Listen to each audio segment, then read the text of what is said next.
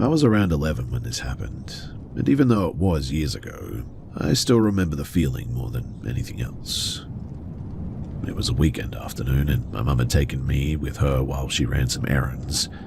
The shopping area was one of those older parts of town that had never really been updated. There were a few businesses still operating, but between them were pretty much just empty lots, closed storefronts, and old buildings that looked like they had been abandoned for at least a few years. I hated that area as a kid too. There was one section between the stores that always felt strange. The pavement was cracked, the weeds grew through everything there, and there were some old signs and boarded up entrances everywhere. It wasn't dangerous during the day or anything, but it had the kind of atmosphere that made you walk a little bit quicker. Anyway, while my mum shopped, I wandered around near the entrance because I was a bit bored. I would step outside for a minute, look around, and go back inside whenever I got tired of the heat. That's when I noticed someone across the parking area.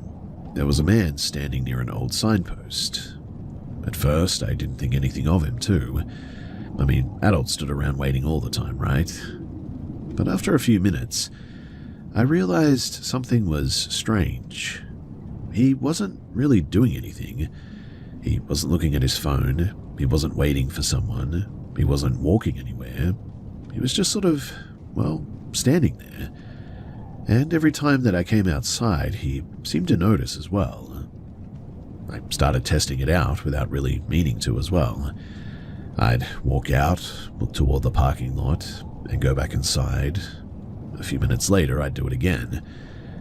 Every time, though, his attention was on me. There was something uncomfortable about the way that he watched. It wasn't casual. It felt focused, like he was waiting for something.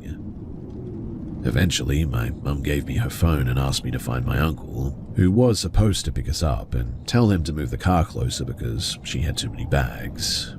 I didn't think too much of it. I walked outside and started heading toward where the car usually parked. And that was when the man moved. He pushed away from where he'd been standing and started walking in the same direction. At first, I told myself that it was just a coincidence. Then I noticed that he was matching my pace. I slowed down and he slowed down. I walked faster and so did he. I remember the exact moment when I stopped trying to convince myself that it was nothing. It was the sound of his footsteps behind me. The parking lot, you see, was covered in loose gravel, and every step made this sharp crunching sound, and he wasn't rushing. He wasn't running. He didn't need to. He was just steadily getting closer. I turned toward the older part of the shopping area because I thought that I could cut through and lose him among the buildings. Instead, though, I heard his footsteps continuing behind me. That was when I ran. I don't remember thinking about it. I just remember my body sort of reacting. I ran past the empty storefronts, around the abandoned sections, and toward the road where I knew the cars usually stopped.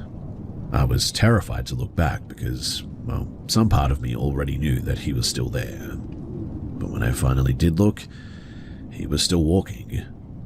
That scared me too, more than if he had been running.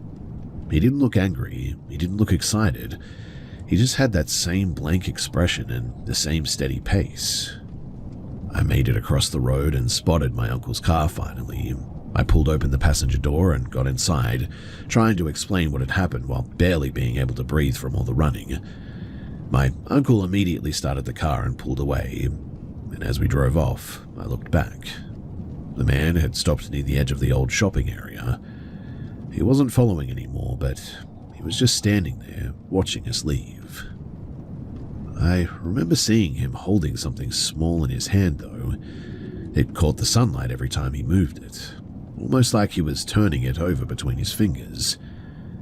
I don't know exactly what that was, but my guess is that maybe it was a small knife or a shiv or something. I never told my mum what happened. I don't really know why.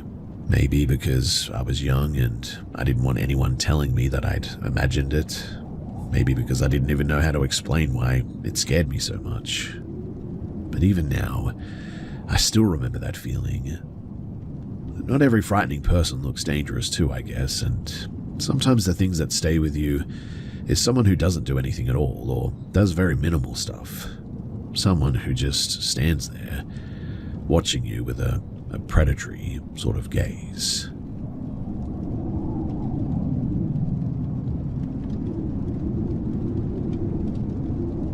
So my wife and I rented an old farmhouse outside of a small town in northern Louisiana for a long weekend.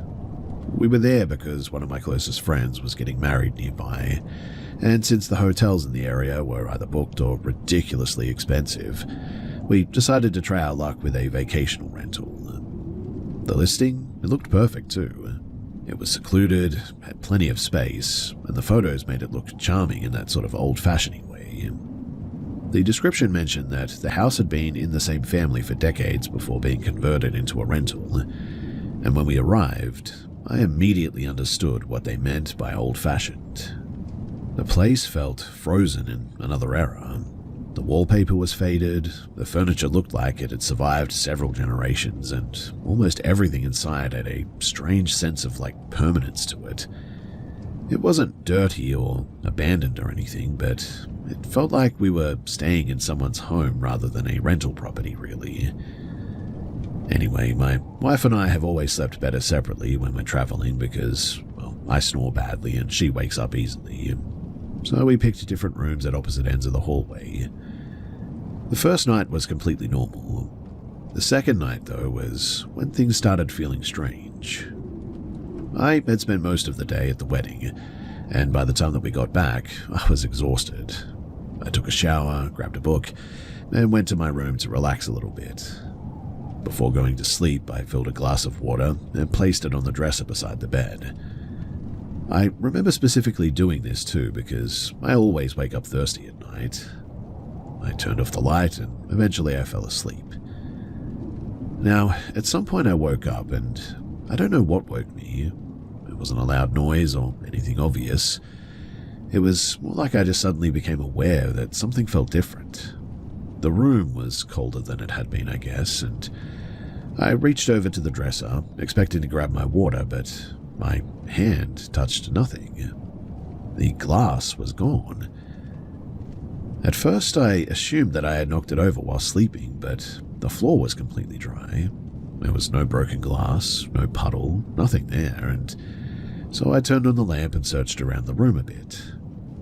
That's when I first noticed the closet door. It was open, and I was certain that I closed it before going to bed.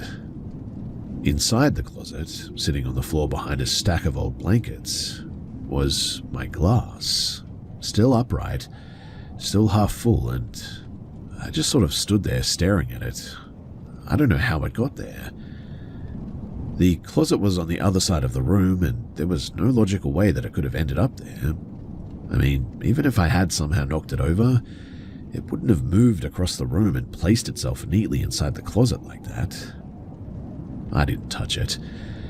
I don't know why, but something about seeing it there made me feel like I wasn't supposed to.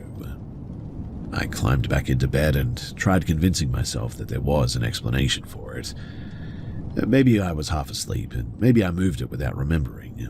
Maybe I was just tired and confused. But then I noticed the smell. The room suddenly smelled like wet soil and old flowers. Not a normal household smell at all, and it reminded me of walking past a graveyard after rain almost. I lived near one when I was younger, and sometimes I could smell that smell. Anyway, I sat there listening, and the silence was probably the worst part of it. It just didn't feel peaceful. It felt like the room was waiting almost. Around 2:30 in the morning, I then noticed something else too. The old rocking chair in the corner of the room was moving, slowly and ever so slightly, but back and forth. I stared at it for several seconds, trying to find a reason for why. Maybe the floor was uneven, maybe there was a draft, maybe me moving around earlier was the cause for it moving now. Except the curtains weren't moving, nothing else in the room was moving, and I hadn't moved around the room for a long time by this point. And yet, the chair continued rocking.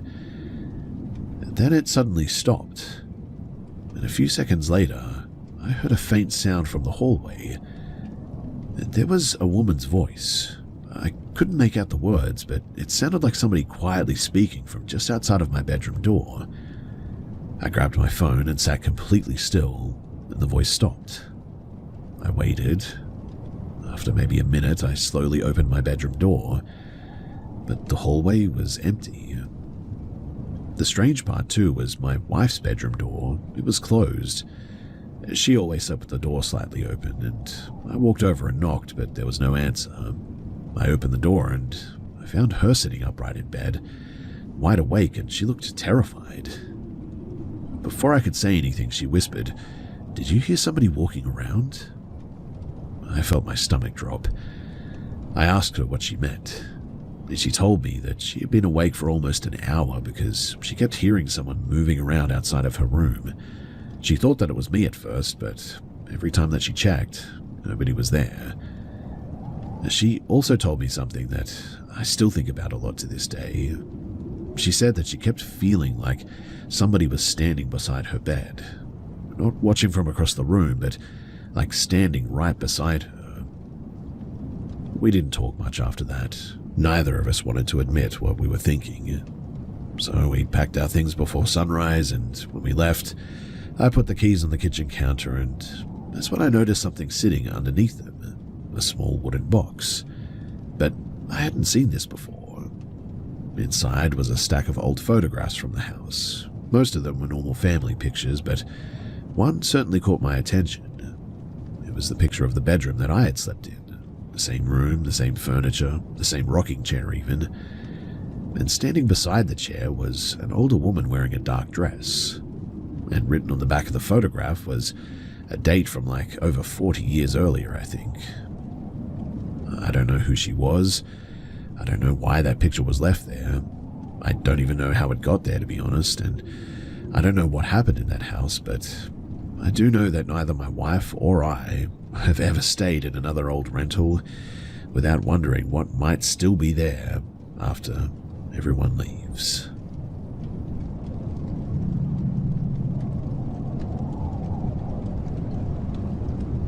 So we had been driving for most of the night when we decided to stop at a small motel off of the highway in western Oklahoma. It was one of those places that, well, really you only choose it because you're just too tired to keep going. The sign outside was missing a few letters, the parking lot lights buzzed overhead, and the building had the worn-out look of somewhere that had been forgotten for a long time. The room itself was nothing special too. 2 beds, an old television, a tiny bathroom, and a strange little storage area near the entrance that was basically just a deep recess with a curtain hanging over it.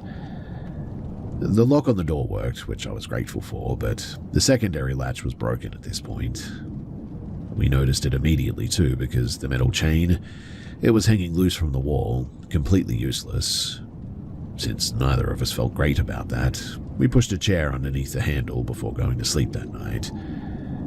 We joked about it at the time.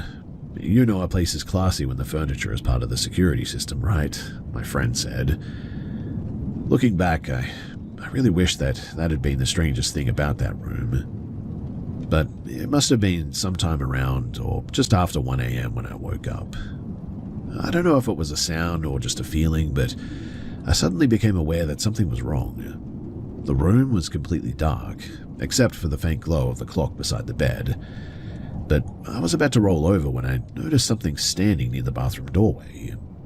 At first, my brain sort of refused to process it, but then I noticed that it looked like a person, but only just vaguely. The shape was incredibly tall and narrow, almost like someone had taken a human silhouette and stretched it vertically. It wasn't transparent, but it didn't look solid either. The edges seemed sort of blurry, like looking through heat waves rising from a pavement. It had no visible face, no eyes, no features, just a smooth, pale shape sort of standing there. I instantly froze, though, and before I could say anything, my friend whispered from the other bed, "Are you seeing that?" The fact that she had asked first made my entire body go cold as well.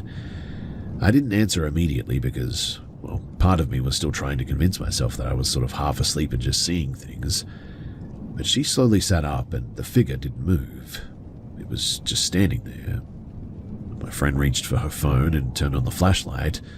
The beam hit the doorway, but nothing. The bathroom was empty.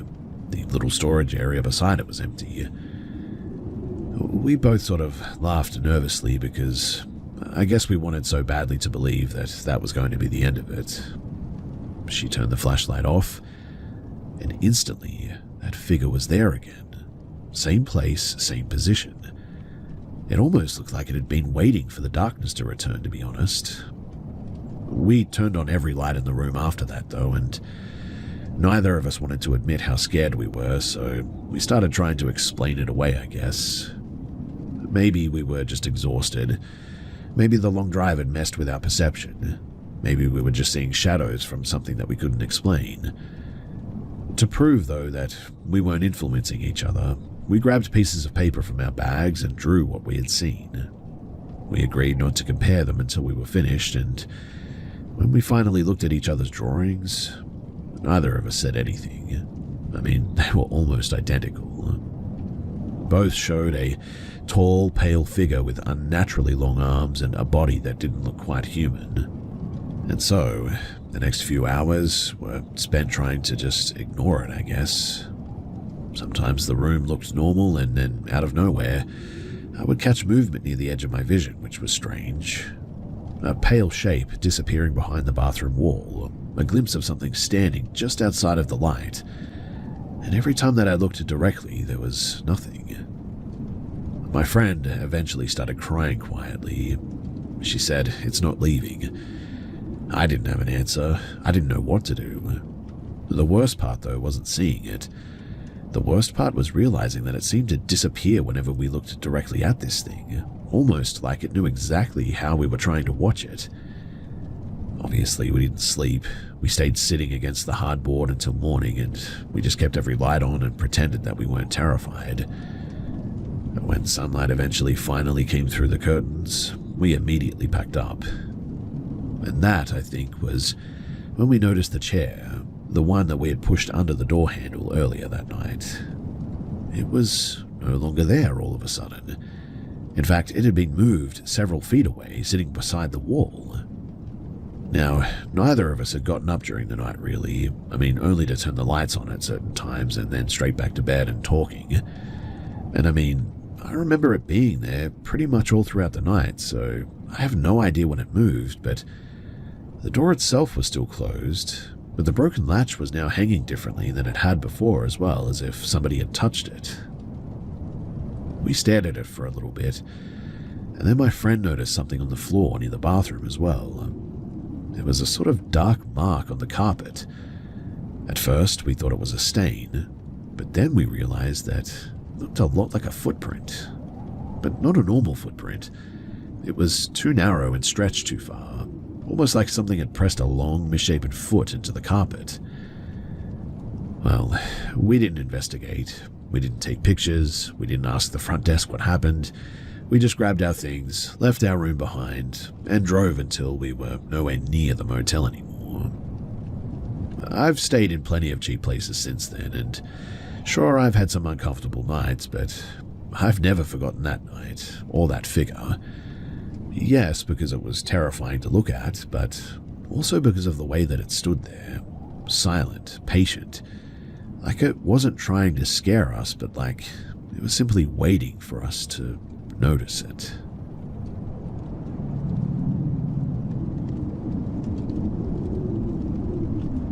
I was living in an old apartment building when this happened. The building, it had been standing there for nearly a century, I think, and everything about it carried that feeling of age. The cracked tiles, the narrow hallways, the wooden doors that swelled shut during humid weather. It wasn't the kind of place that people would call haunted, but it definitely had a history, is what I'm trying to get at. Anyway, my younger cousin and a few of his friends were staying over one weekend. They were around 16 years old, and old enough to think that they knew everything, but certainly still young enough to believe that they could experiment with things that they didn't understand. Late one night, I woke up because they were making too much noise in the dining room. When I walked out to tell them to keep it down, I found them sitting around an old table that belonged to my grandparents, and they had a glass in the center, pieces of paper with letters written around it, and their hands resting lightly on the glass. They were doing one of those homemade spirit games that teenagers always seem to find fascinating. I immediately told them to stop, but they laughed and they told me that they weren't doing anything dangerous. They said that it was just a game and that nothing would happen anyway. I wasn't convinced, but I didn't want to turn it into a bigger argument either, so before going back to bed, I made them promise that they would finish properly and put everything away. They agreed, and at least I thought that they did. About maybe an hour later, I would say, I heard them calling my name at some point, but there was something different in their voices. They weren't laughing anymore, and when I went downstairs, the entire mood of the room had changed. The glass was literally moving across the table slowly, stopping and starting as if somebody was struggling to push it. My cousin looked terrified. They told me the glass had started moving on its own and that it spelled out a name. And then they said that whatever they had allegedly contacted was apparently angry. I wanted to tell them that they were just imagining things. I wanted to grab the glass and throw it away, but instead I told them to end the session immediately. They said that they had tried. They claimed that the glass wouldn't stop moving until they removed their hands. Eventually, they lifted their fingers away, convinced that that was enough, and they left everything sitting on the table. That, though, was a huge mistake. The first strange things started happening days later. Nothing dramatic at first, just small things. A radio turning on in an empty room, cabinet doors being found open, objects being moved slightly from where somebody had remembered leaving them. Everyone in the house had an explanation at first. Someone forgot to close something. Someone bumped something. Someone was playing a joke. Whatever. But then, the noises started. Every night at around the same time, we would hear footsteps moving through the hallway outside the bedrooms. Slow footsteps as well. Not the quick sound of somebody walking normally. It sounded like somebody really taking their time. The strange part, though, was that whenever we checked, there was never anyone there. But the worst thing happened when I was alone in my room. So I woke up suddenly because my mattress sort of shifted all of a sudden. At first, I thought that I was still dreaming, but then I felt the bed literally dip beside me, like somebody had sat down and I couldn't move. I just laid there staring into the darkness, trying to convince myself that there was a normal explanation for what this was. But then, I swear to you that I felt something touch my arm. It wasn't painful and it wasn't aggressive, it was almost like someone trying to get my attention. That somehow made it worse, and so I whispered every prayer that I could remember until the pressure disappeared. After that night, though, I stopped sleeping in that room. My cousin also started acting differently all of a sudden. He went from being the person who laughed at everything to someone who refused to even talk about what had happened. One evening during a storm, the entire neighborhood lost power and everyone in the apartment building was sitting in darkness. Everyone except for my cousin. You see, he was in the living room when the television turned on, and the strange part was that it wasn't plugged in. He told us that the screen lit up with a bright white glow, almost like the television was displaying a blank image. And then apparently a shadow appeared. Not a reflection and not somebody standing behind him, but a shape literally on the screen. It was stretched and distorted, moving in a way that looked really unnatural.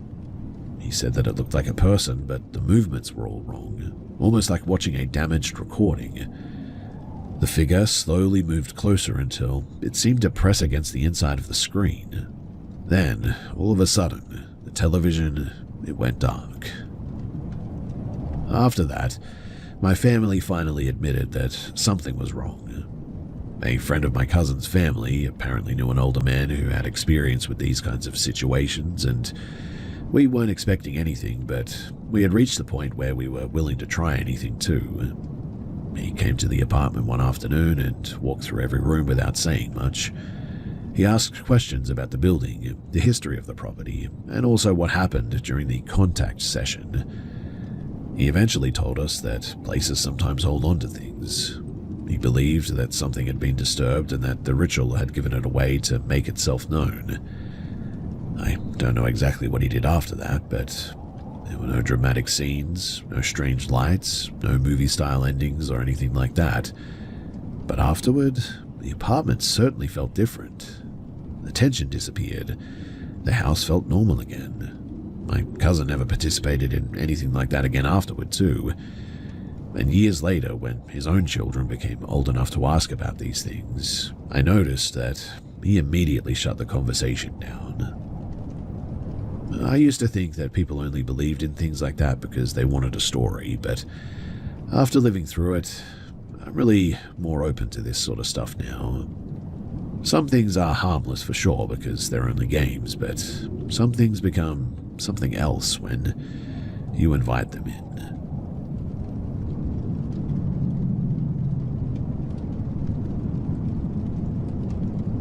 I used to take the same walking route home almost every night. It was faster than going around the main road, and after months of using it, I really stopped thinking about it. It was just a quiet stretch behind some old warehouses and some empty lots that had connected one neighborhood to another. Nothing about it ever really bothered me before. But that all changed one night in the middle of winter. It was sometime after midnight, and the entire area felt unusually still. Not peaceful, but just sort of, well, empty, I guess. The kind of silence where you suddenly become aware of every small noise that you make. My shoes hitting the pavement sounded louder than they should have, and halfway through the walk, I noticed someone standing near a chain link fence at the edge of one of the empty lots. At first I assumed it was just somebody waiting for a ride or maybe taking a shortcut like I was, but the longer that I looked, the more wrong it felt. The person was extremely tall, for instance. Not just tall in a normal sense too, but something about the proportions looked really strange. The arms, for instance, seemed way too long, and the body looked unnaturally narrow. They were standing completely still as well, facing toward the road. I didn't like the feeling that I got from them, so I immediately looked away and kept the pace up. I told myself not to be dramatic. I mean, it was probably just somebody standing there after all. Maybe a person just wearing dark clothes who was a little bit tall. Anyway, I walked past the spot without looking directly at it again, but a few seconds later, curiosity got the better of me and I sort of glanced back. And when I did, nothing. The area behind me was now completely empty. The lot was open though. There were no buildings close enough to hide behind, no trees, no vehicles, nothing that could explain where the person could have gone. So I stood there for a moment, trying to make sense of it.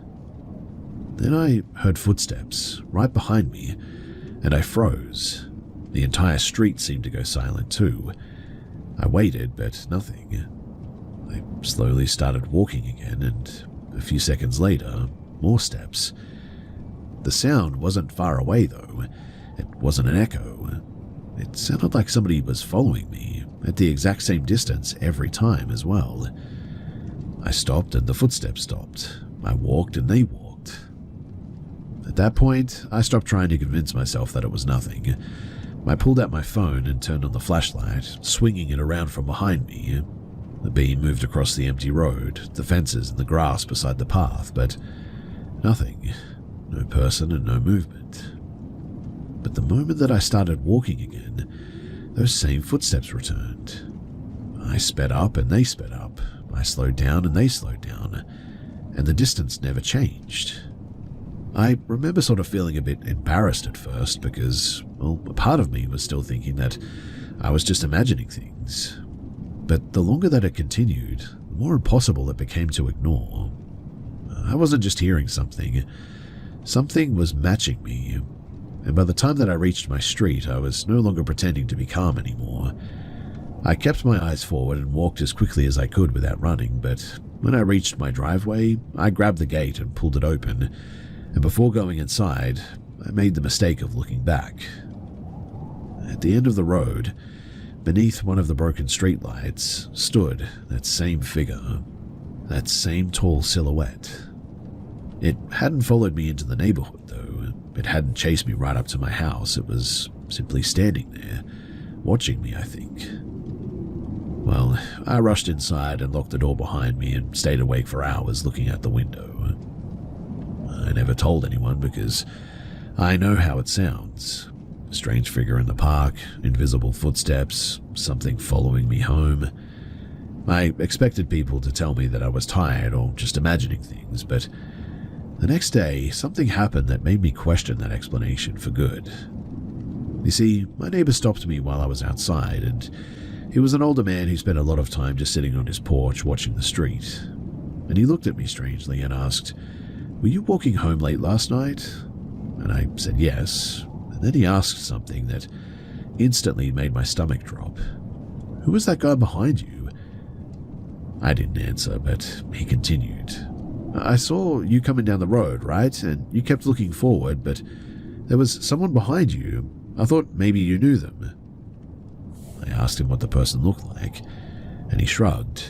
I couldn't really tell. He stayed where the light didn't really hit. I didn't tell him what I had seen. I didn't tell him about the figure standing near the field. I didn't tell him about the footsteps. I just said that I didn't know what he was talking about. But I certainly haven't taken that route since then, and even now, if I'm walking somewhere alone and everything suddenly becomes quiet, I find myself listening really carefully. Not for the footsteps ahead of me, of course, but for the ones that might be following me again.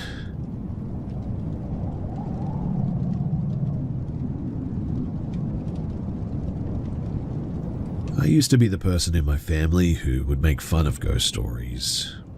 I was always the one who rolled my eyes when somebody claimed that a house felt wrong or said that they saw something that they couldn't explain. My sister, however, was the complete opposite of me. Ever since we were children, strange things seemed to happen around her more than anyone else. We grew up in an old two-story house that always felt older than it actually was. The floors creaked constantly, and the doors never seemed to close properly, and there were certain parts of the house that always felt colder than the rest. At the time, we never really thought much about it. It was just an old house, and it was normal to us. Years after we moved away, though, we learned that the property had a pretty disturbing history. You see, a fire had happened there many years earlier, and one of the people who died was a young girl who lived in the home with her family. My sister was around 12 when she had her first experiences there too. She woke up in the middle of the night and immediately noticed something sitting at the foot of her bed. It was apparently a little girl there. She described her as having dark hair pulled back in braids and wearing an old-fashioned dress. The girl wasn't doing anything threatening or anything else. She wasn't moving toward her or speaking or anything. She was simply sitting there, watching her. My sister said that the strangest part wasn't the fear, it was the feeling that she got from the girl. She didn't feel angry or dangerous. She felt sort of empty, like she had been there for a very long time and was just sort of waiting. My sister, she pulled the blanket over her head and stayed completely still until morning because she was too scared to look again. That wasn't the only strange thing that happened in that house, though. My uncle, who lived there when he was younger, had his own experiences too. He would sometimes hear the bathroom faucet turning on when nobody else was home. He would walk in expecting to find someone there, only to see the handle turned off. Then, after he left, the water would start again. It became one of those things that everyone in the family knew about, but nobody really talked about it or knew how to explain it. Years later, my sister started working a large department store.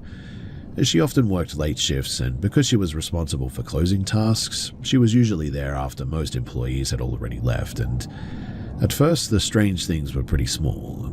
She would hear noises from the empty sections of the store, shopping carts would shift slightly, clothing racks would make sounds like somebody was moving through them, even though no one was nearby. And one night, while finishing some paperwork after closing, she heard a loud noise coming from one of the back rooms. She asked the security guard if he could go and check it out. Instead of investigating, he apparently told her immediately to get her things and to leave. The way that he reacted bothered her more than the noise itself. He apparently didn't seem surprised or anything. He seemed like he already knew that there was something in that area that he didn't want to deal with. The worst incident, though, happened in the employee break room. So, part of the room was also used for storing old mannequins and some display equipment too. While my sister was eating, she noticed the storage room door slowly opening. Nobody was pushing it, nobody was walking through it. It simply moved open inch by inch until there was a clear view into the dark room beyond. She didn't wait around to find out why. She left immediately, but later, somebody checked the security footage and confirmed that nobody had entered the room. The recording showed the door, and the recording indeed showed the door opening by itself. I even got to see this one. The experience that finally made her quit happened near the end of another closing shift, though. She was working with an older employee she had known for years at this stage. They were both finishing up at the counter when the woman suddenly just screamed. My sister rushed over and found her standing against the wall, shaking. The woman kept staring beside my sister's head, and she told her that she had seen someone standing right next to her. According to the woman, it looked like a man who was almost transparent, with a strange dark discoloration around his face. He had been leaning close to my sister, like he was trying to whisper something directly into her ear. She said that the expression on his face terrified her more than anything else, though. After that, though, my sister quit shortly afterward. I always thought that these stories were strange too, but honestly, I just never really experienced anything myself.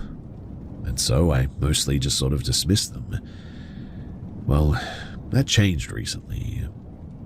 You see, not long after my mother passed away, I was taking a nap in the living room with my brother. The house was completely quiet, and I woke up suddenly for no obvious reason. The first thing that I saw, though, was the doorway leading into the kitchen, that someone was there. It looked like a tall figure wearing old, heavy clothing. It moved across the opening in a strange way, almost like its movements weren't completely natural. The motion was really stiff and sort of uneven, like watching something imitate the way that a person walks. I instantly froze, though. I didn't feel curious, I didn't feel like investigating, too. I immediately turned away and just buried my face into some pillows because every instinct that I had told me to not keep looking. A few days after that as well is when my mother died. I still don't know whether the timing means anything. Maybe it was connected, maybe it's just a coincidence that happened at the worst possible moment. But ever since then, the house has just felt different. Not haunted in the way that people describe in movies or anything, but it's harder to explain than that. It feels like the whole atmosphere has changed. Like the rooms are carrying something that they weren't carrying before. Even now, I still hesitate before walking into the kitchen at night. I always look toward the doorway first. Maybe old houses hold on to memories or something. Maybe certain places become attached to the things that happen inside of them. I don't know what the answer is. I just know that after everything that my family has experienced, including myself, I no longer dismiss these stories as easily as I used to.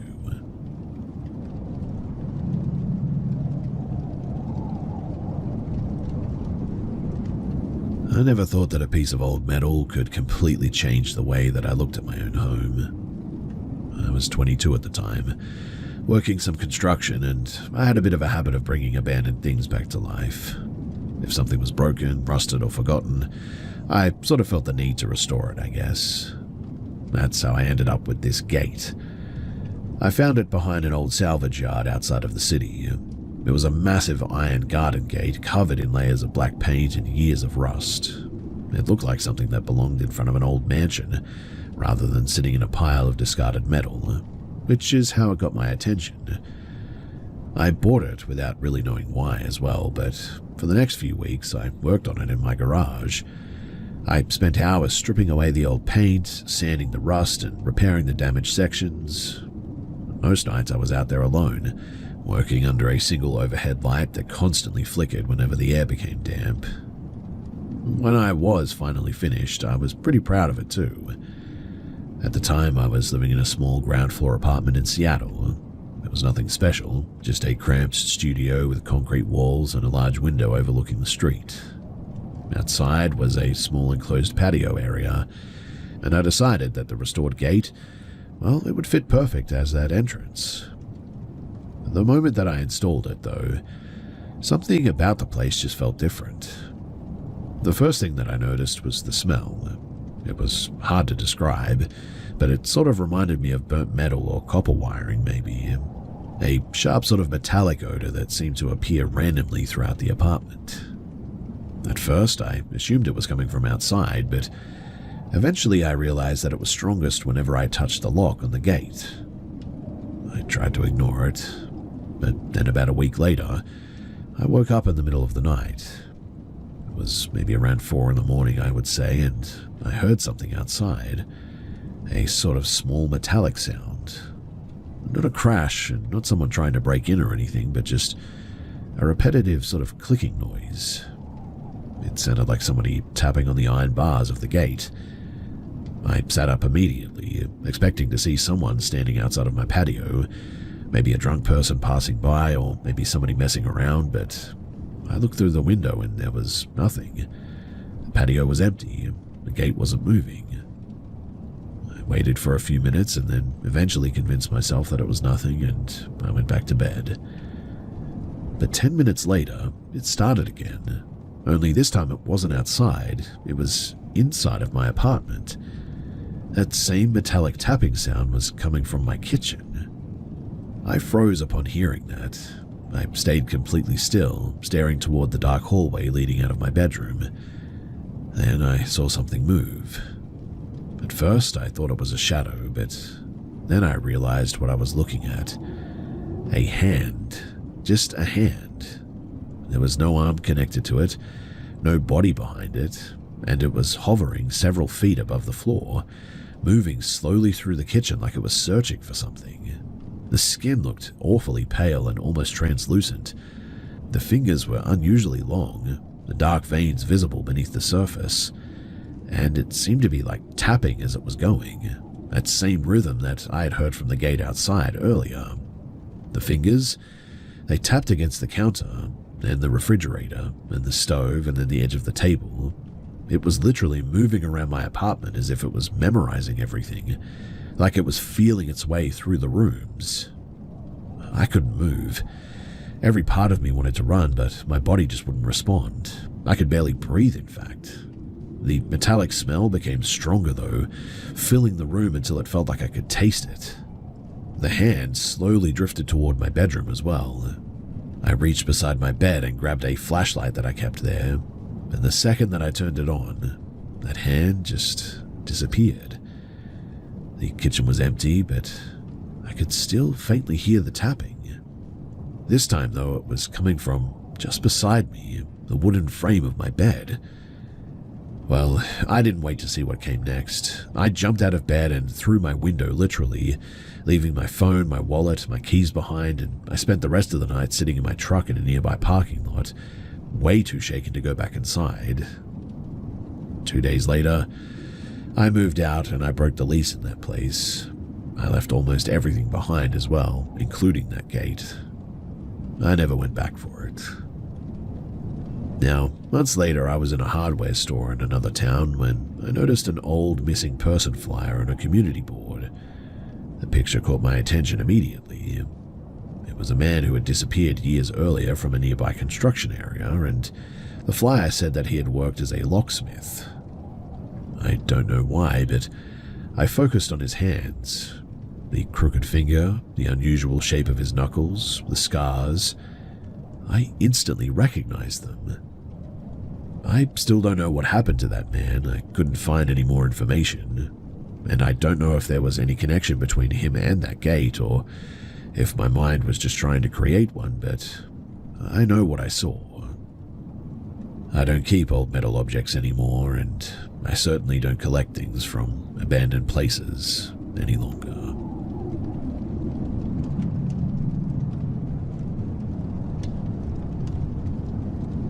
I used to think that the Delta was the kind of place where the only things that you had to worry about were mosquitoes, the heat, and getting lost on the back roads out there. That all changed though after one night on a friend's property. The Sacramento Delta has a strange atmosphere after dark. The air feels heavy, almost thick enough to notice it. Everything smells like wet soil, river water, and decaying vegetation. But during the day, it's peaceful. At night though, especially when you're far away from everything, it feels just completely different. Now, I was out there after a barbecue had gone much later than planned, and by the time that everyone started leaving, it was about 1 a.m. The fire had burned down, everyone had stopped drinking, and I was too tired to drive home. So instead, I decided to sleep in my truck and just leave in the morning. I climbed into the cab, rolled the window slightly down, and eventually I passed out. At least I think I did. Because the next thing that I remember was waking up suddenly. I just sort of opened my eyes, and the inside of the truck was almost completely dark, except for the faint glow of the dashboard clock, which read 3:42 a.m. And for some reason, I immediately looked out the driver's side window, and that's when I saw it. Standing on the gravel outside of my truck was something that I still don't have an explanation for. It was small, maybe 3 feet tall. It was low enough that it barely reached the bottom of my window, and at first my brain tried to make sense of it. Maybe it was an animal, maybe somebody standing there. But the longer that I looked, the less human it seemed. It was skinny and was a grey dull color, almost completely lacking any warmth or texture. It didn't reflect the light the way that a person's skin would. It almost looked artificial, like wet clay shaped into something that was trying to resemble a living thing. Its head was much too large compared to its body, but it was the face that was the part that I can never forget. There weren't normal features, no expression and no recognizable details, just two dark, huge oval eyes that seemed impossibly black. It was leaning toward the window, staring directly at me, and I couldn't move. I didn't scream, I didn't reach for anything. I just sat there staring back, trying to convince myself that there had to be an explanation. Maybe I was still asleep, I don't know, but maybe exhaustion and the alcohol had combined into some kind of a fever dream or something, but I squeezed my eyes shut, I counted to 5, and then I opened them again, and when I did, nothing was there. The driveway was empty. The trees were moving in the wind, and the shadows were sort of shifting across the property, but whatever had been standing there was now gone. I stayed awake now until morning, and I kept telling myself that there had to be a normal explanation. A hallucination, a dream, something caused by exhaustion, but I certainly didn't tell anyone. Anyway, 2 days later I was talking with another person who stayed on that same property in a trailer near the levee. He was one of those kind of guys who didn't believe in anything unless he could physically prove it. A retired mechanic, actually, practical and really logical. But when I saw him, something was different about him. He looked pretty exhausted, and before I could even bring up what had happened to me, he asked me a strange question. Hey, I know that this is going to sound a bit weird, but did anything weird happen while you were out there last night? That caught my attention. He told me that a couple of nights earlier, he had woken up at around 2:15 because something was moving on the top of his trailer. At first, he thought that it was an animal, but then he realized that it wasn't. The sound was way too heavy and too deliberate. He described it as slow footsteps, moving across the metal roof. Not scratching and not running, but just walking. He stayed in bed, listening as the roof creaked under the weight, and then he heard something. The screen door opened, the latch moved, and after that came the sound of someone or something trying the handle on the main trailer door. He had locked it, but he could hear the mechanisms moving back and forth, like whatever was outside was trying to understand how the door worked. He never went outside. He sat there in the dark holding a kitchen knife. The strangest part came the next morning, though, when he checked around the trailer. There was nothing. No footprints, no marks in the dirt, No signs that anything had been there at all. When I finally told him what I had seen in my truck, though, he didn't laugh. He didn't tell me that I was imagining things. He just sort of stared out toward the empty Delta and went quiet, really quiet. And then he said something that still bothers me. I didn't want to say this, but whatever was outside of my trailer, it wasn't breathing, man. I asked him what he meant, and he said that while he was sitting inside listening, he expected to hear something, a person breathing, an animal making noise, anything, but there was nothing, just silence. I haven't gone back to that property since that day, and I still think about those eyes looking through my truck window, the way that it wasn't reacting like a person would. It wasn't angry, it wasn't curious, it was just watching me. Like I wasn't a person to it. Like I was something that it was studying.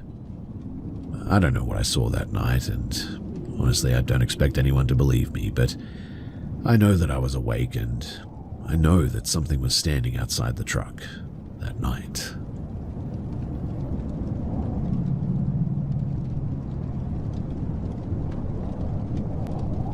I never expected a normal drive home after work to become something that I would still think about years later. It happened in the fall of 2018 in Kentucky, and I had just finished a late shift and was taking my usual route through the East End, and at that time of night, the area is almost completely empty. The streets are quiet, the houses are dark, and the neighborhoods had that strange sort of stillness that you only notice when there's nobody around. Anyway, I was driving past a bank branch when something caught my attention. The parking lot was brightly lit, almost unnaturally so.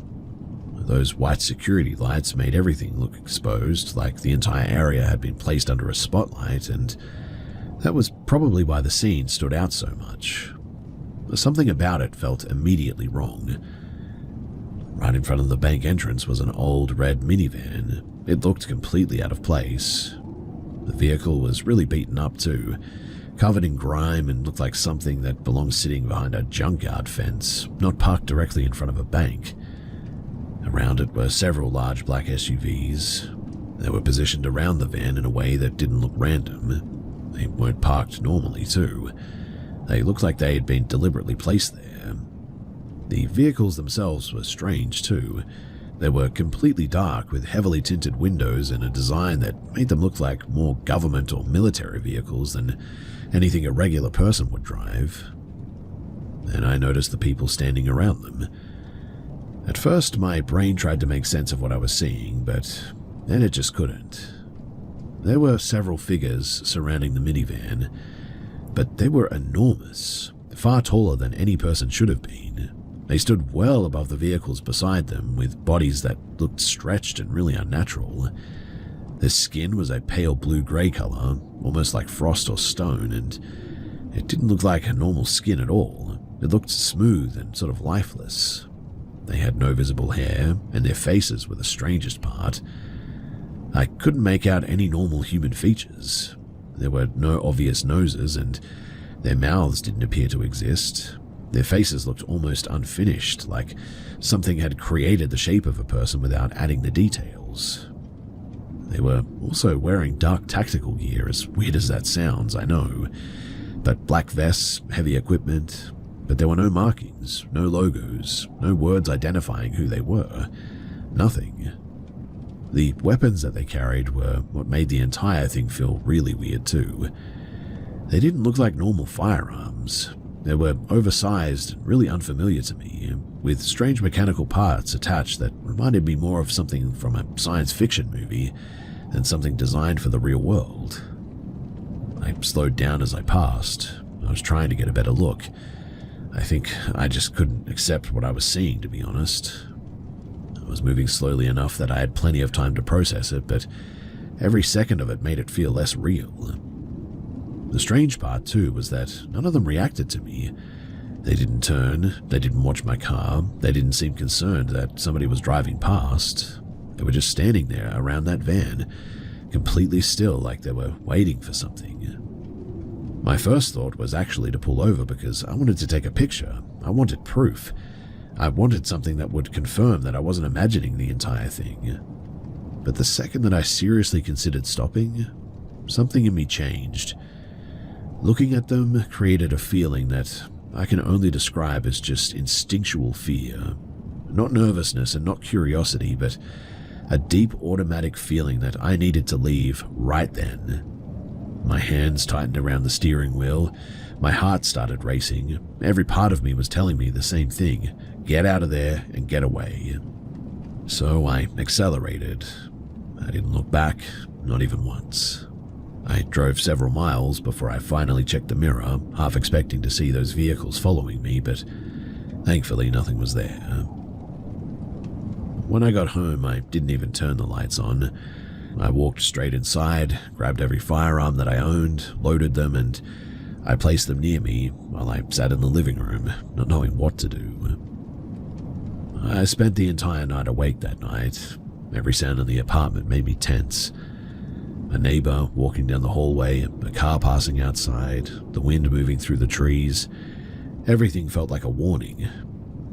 I've tried coming up with explanations for it as well, and even now, all these years later, I can still remember the details.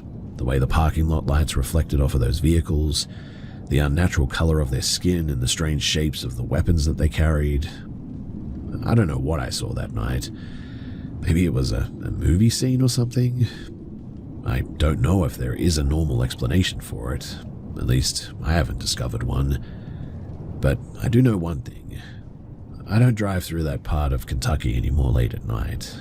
Because every once in a while, when the roads are empty and everything is completely still, I remember that parking lot. And I wonder if whatever was happening there was something that I was never supposed to see.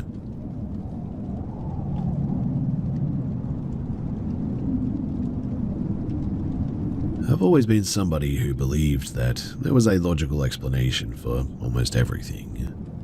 Working outdoors in isolated places, it teaches you that your brain can really play tricks on you when you're tired, cold, and alone. That's why what happened during a winter job in northern Scandinavia really still bothers me a lot. I've tried to explain it away for years, but I've never found answers that fit. It was in 2014. I was hired as a part of a small environmental survey team working deep in the forests of northern Finland. We were several hours away from the nearest town, staying in a temporary research camp surrounded by frozen lakes, endless pine trees, and more silence than I had ever experienced before. My job was mostly routine. I collected readings, checked equipment, and helped monitor the area overnight because the conditions, they could damage some of the instruments if they failed. Now, the night shifts were pretty boring, to be honest. Most of the time I just sort of sat outside with a thermo of coffee, listening to the generator and watching the tree line. The first strange thing happened during my third night alone. The weather was brutally cold, well below freezing, but sometime after midnight I noticed something unusual. The air around the camp started smelling like rain.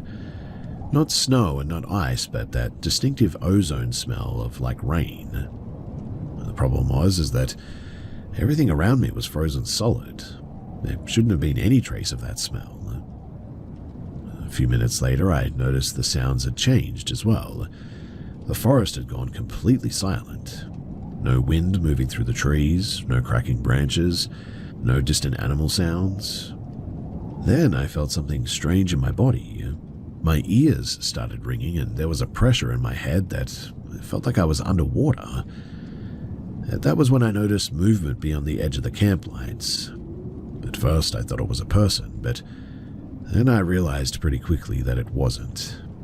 There were several shapes standing between the trees, maybe 50 or 60 meters away. They weren't solid figures, but they weren't invisible either.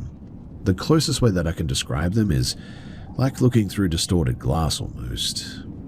The trees behind them were visible, but the shapes themselves bent the light around them. They were tall and extremely thin. Their bodies looked sort of stretched, almost like somebody had taken the outline of a person and pulled it upward. Their surfaces shifted constantly, changing between dark blue and a sort of silvery color, and something almost transparent, but always see-through. I remember thinking that I was just trying to make sense of something that had no category, and then one of them sort of moved. It lifted an arm, and a second later the others did the same. At first I thought that they were copying each other, but then I realized that they were copying me. I shifted my stance, they shifted. I moved my hand slightly and they mirrored it. I froze and they froze. There was no aggression and no obvious threat, but that somehow made it worse. It felt like I was being closely observed. Then there was this sound. It wasn't a voice and it wasn't an animal noise. It was a vibrating tone that seemed to come from just everywhere all at once. I could feel it in my chest and in my mouth, and the snow beneath my boots seemed to tremble slightly.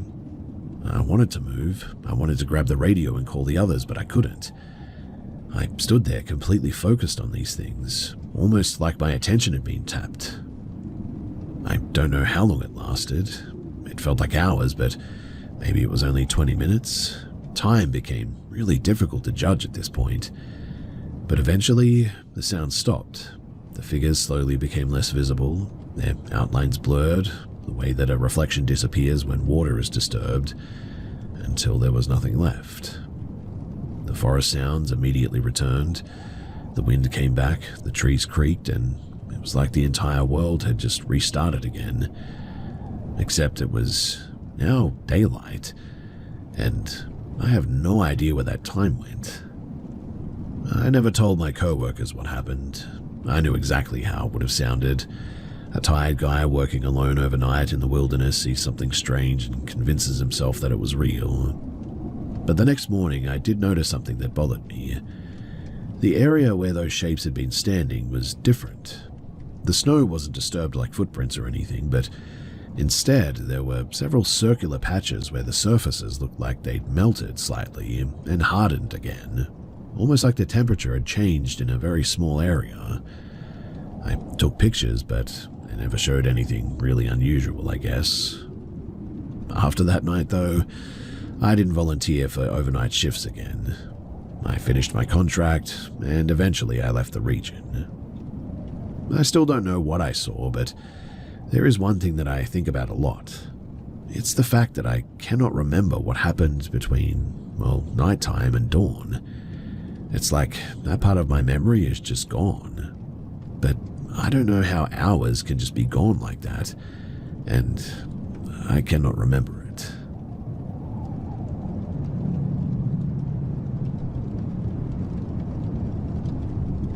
I've worked night deliveries for years now, so I've gotten used to the strange things that you see after midnight. Empty streets, people answering doors half asleep, old buildings that make every sound echo. Most of the time, there's a normal explanation for everything. But one night in Prague, I experienced something that I still cannot explain. So, I was covering a late route during the winter of 2021, delivering packages through an older part of the city. The area was filled with aging apartment buildings, narrow streets, and courtyards that seemed to absorb all of the noise around them. Around 1:45 in the morning, I arrived at a large residential building at the end of a quiet street. It was the kind of place that looked like it had been standing for at least a century.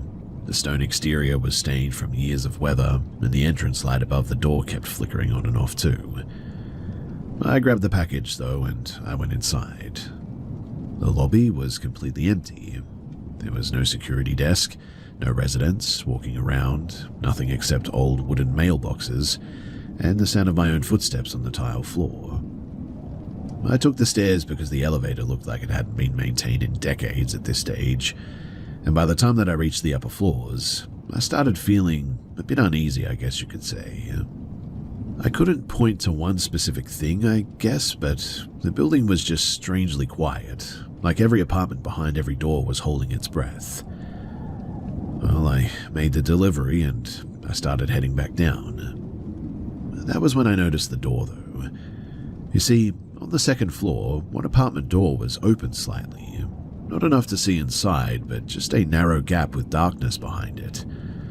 At first, I thought that someone had accidentally left it open. But then I saw the person standing there. A man was inside of the doorway, facing the wall.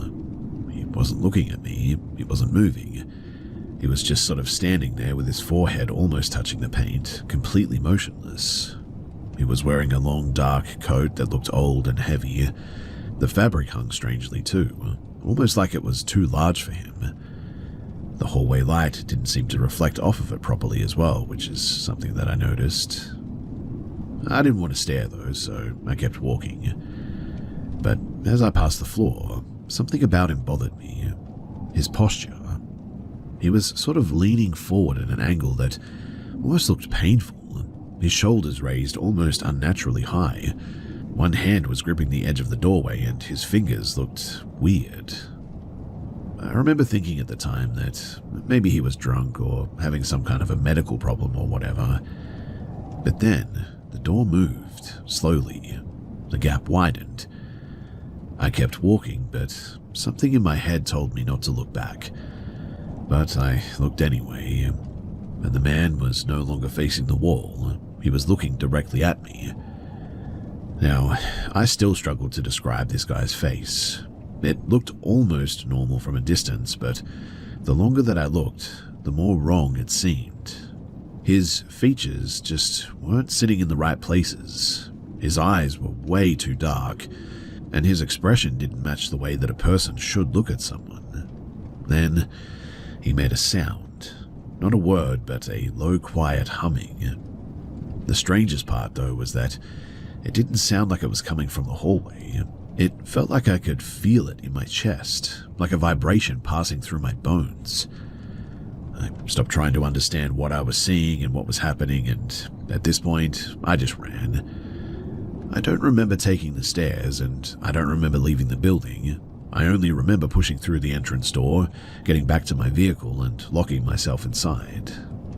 I sat there with the engine running for at least a few minutes before I realized that I was still holding the package that I was supposed to deliver.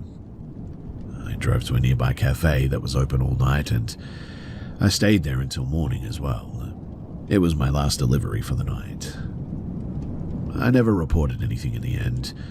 I knew that nobody would believe me, and even if they did, they would say that I was over-exaggerating the whole thing.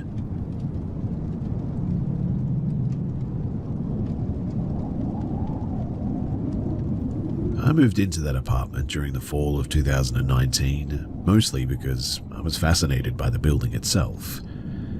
It was an old, converted community center in Milwaukee, Wisconsin, built sometime in the early 1900s.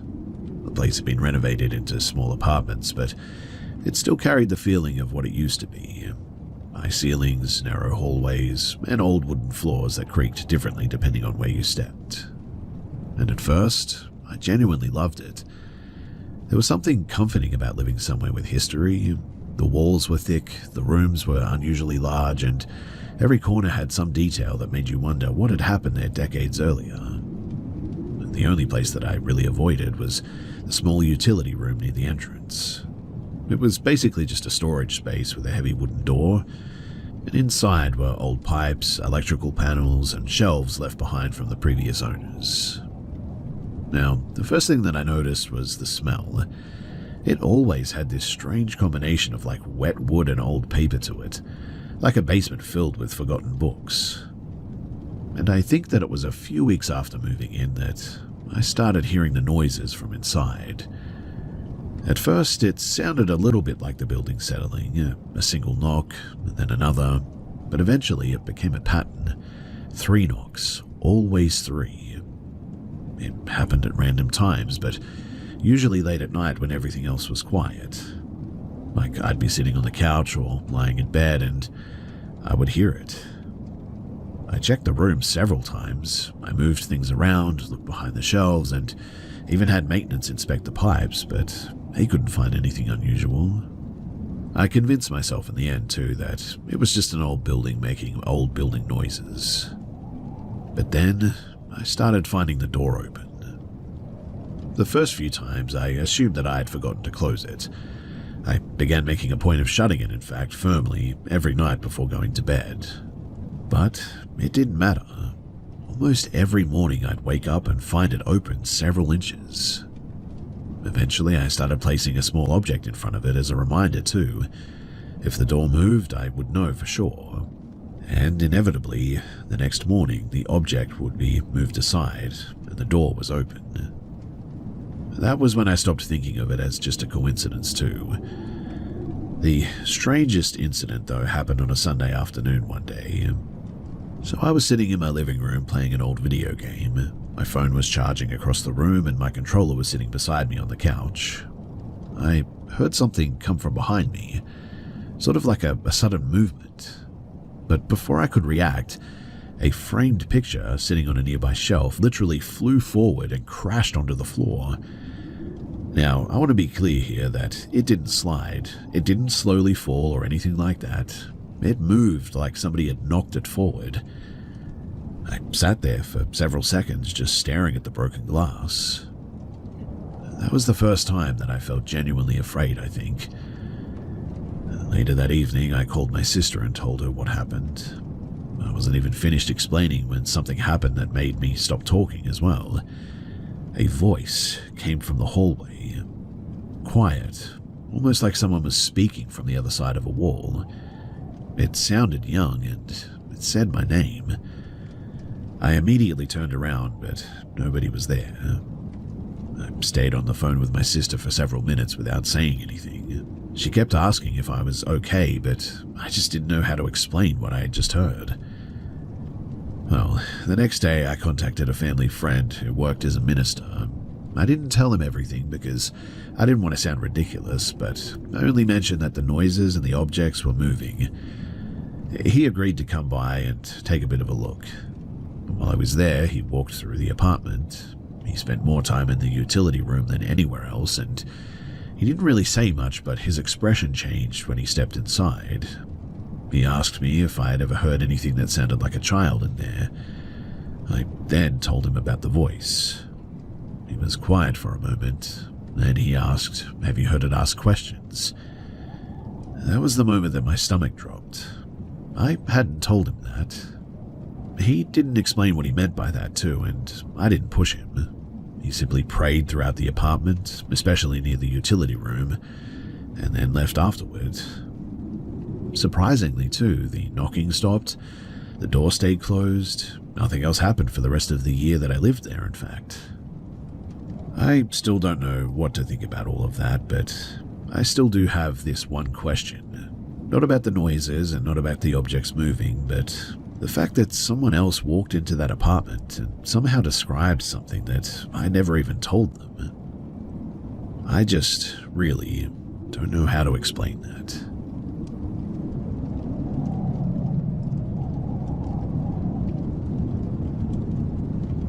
So I was 16 when this happened. I was sitting on my dad's car outside a grocery store in a small shopping plaza in Tucson, Arizona, waiting for him to pick up a few things. It was the middle of the afternoon, the kind of heat where the entire parking lot looked like it was bending from the temperature. I was bored and watching people walking between cars when something caught my attention near the far end of the lot. At first, I thought that somebody had parked a tall piece of construction equipment in one of the spaces, but then it moved. Standing between two parked vehicles was something that looked vaguely human, but the longer that I looked, the less sense that it made. It was incredibly tall, much taller than any person should have been. Its body was thin, with arms that hung far lower than they should have. The proportions were wrong in a way that made my brain keep trying to correct what I was seeing, in fact. But the worst part absolutely was its face. It had that general shape of a human head, but the features looked unfinished, like somebody had tried to create a person from a memory and gotten important details really wrong. The skin looked pale and uneven, and where the eyes should have been were dark, hollow areas that made it impossible to tell where it was looking. Mind you, this is all happening in broad daylight. And then it seemed to notice that I noticed it, and it lifted one hand and seemed to sort of wave at me, almost like it was greeting someone that it recognized. That was the moment that my entire body reacted before my mind did. My stomach dropped, my hands went cold, and Every instinct that I had told me that something was very wrong. I looked away, and I remember telling myself not to look back. Maybe it was some kind of an optical illusion. Maybe I was seeing a person from a strange angle, or they had a mask on or something. Maybe there was some normal explanation that I just wasn't understanding, but then the parking lot just changed. I don't mean physically too, I sort of mean that the sounds just disappeared. The traffic noise, conversations, shopping carts rolling across the pavement, all of it faded into what felt like I was sitting in a bubble. I became aware of something standing beside the car all of a sudden too. I didn't want to turn my head because I think that I already knew, but slowly I looked toward the passenger window and there it was. I still don't know how it got there. I mean, it wasn't walking across the parking lot or anything. I never even saw it move. Just 1 second it was across the lot, and the next it was leaning beside the car next to me. It bent down to look inside, its face only inches from the glass now, and I couldn't move. It stared at me through the window while keeping that same strange sort of look to it. It raised its hand again and tapped against the glass. The sound wasn't loud, but man, I felt every tap. I wanted to scream for somebody outside to notice, but I just couldn't take my eyes away from this thing. I just sat there pretending to adjust the radio because, well, doing something normal was the only thing keeping me from being completely in a panic. The strangest part, though, was the feeling that came with it. Suddenly, I just felt really tired and sort of, I don't know, like I just wanted to go to sleep, but after what felt like maybe several minutes, the pressure in the air suddenly lifted, the sounds returned, a car door slammed somewhere nearby, and someone laughed outside. The world was normal again. I looked toward the window, but nothing was there. Now, I searched the parking lot as much as I could without opening the door, but there was nowhere that it could have gone, really. The area was completely open. No alleys, no hiding places, no buildings close enough for something that large to disappear into. I mean, I guess between some cars perhaps, but even then, that doesn't seem like a very good hiding place. A few minutes later, though, my dad came back carrying the bags, and he immediately noticed that something was wrong. I told him what happened while we drove home, and I expected him to laugh or tell me that I had imagined it, but instead he just sort of listened. He didn't have an explanation either, and in the end, I never figured out what I saw.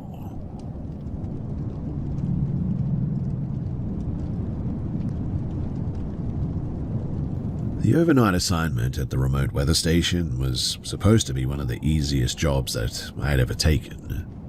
It was February in 2003, and I was stationed alone on a small island off of the coast of Iceland to monitor equipment during the winter storms there. The work itself was pretty boring and repetitive, really. Check the instruments, record the readings, make sure nothing's frozen. Most nights, the only sounds were the wind pushing against the building and the constant hum of the backup generator outside. My room was attached to the main station, a small concrete structure that had been built more for function than comfort, really. The walls were thick, the windows were reinforced, and the entire place had the uncomfortable feeling of being designed to survive something. Anyway, at around 2:40 in the morning, that's when I noticed something a little bit strange. The generator noise stopped all of a sudden. Not because it shut down completely, but the lights stayed on and the equipment continued running, but the sound just sort of simply disappeared, like the building had suddenly become isolated from everything outside. That was when I heard the first noise too, a slow scraping sound coming from above me. It sounded like something heavy moving across the ceiling, dragging itself from one side of the room to the other, slowly and deliberately.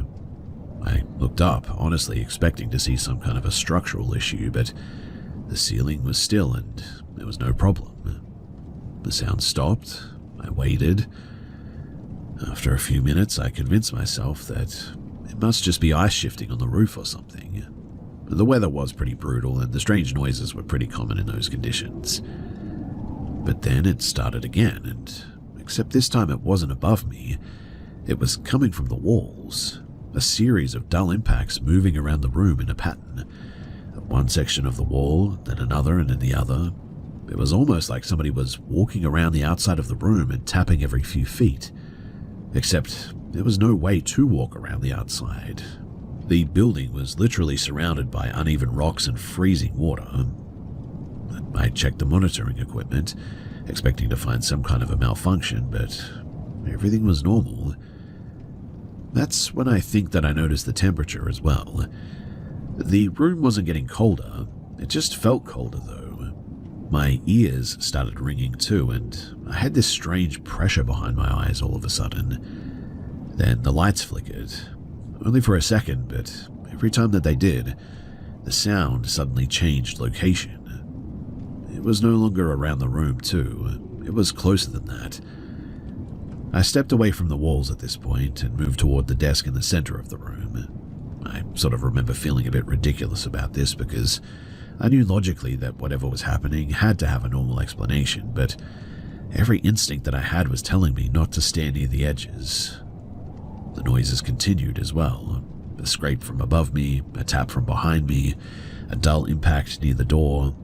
It felt like something was sort of slowly testing the boundaries of the room almost. Well, at this point I grabbed the radio and almost called the mainland. But then I stopped. I imagined trying to explain it. I'm hearing something moving around the station, but there's no sign of anything outside. They were going to ask me to go and step out and to look for sure. So I put the radio down and instead I turned on every light in the room and I just stayed awake. A couple of hours passed and maybe around 4:30, everything changed. The sounds suddenly stopped completely. No warning, no final noise, and just silence. But not a normal silence too. The kind where you become aware of your own breathing and heartbeat because, well, there's nothing really else to hear. I stood there for several minutes, waiting for something to happen. Then I heard one final sound. It came from directly beneath me too, which I don't even know how that's possible, but it was a single knock and I looked down at the floor, but there was nothing there.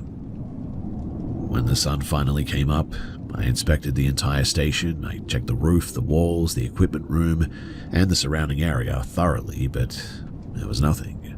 No footprints, no damage, no evidence that anything had been near the building. The only unusual thing that I found was a small patch of frost on the inside of the main observation window. It was on the interior side, which was weird. I eventually left the station when my rotation ended and, well, I never volunteered for another overnight assignment there. I've worked in remote areas since then, but I always avoid being alone in isolated buildings after dark now. Experiences like this, I guess they just sort of, well, change you.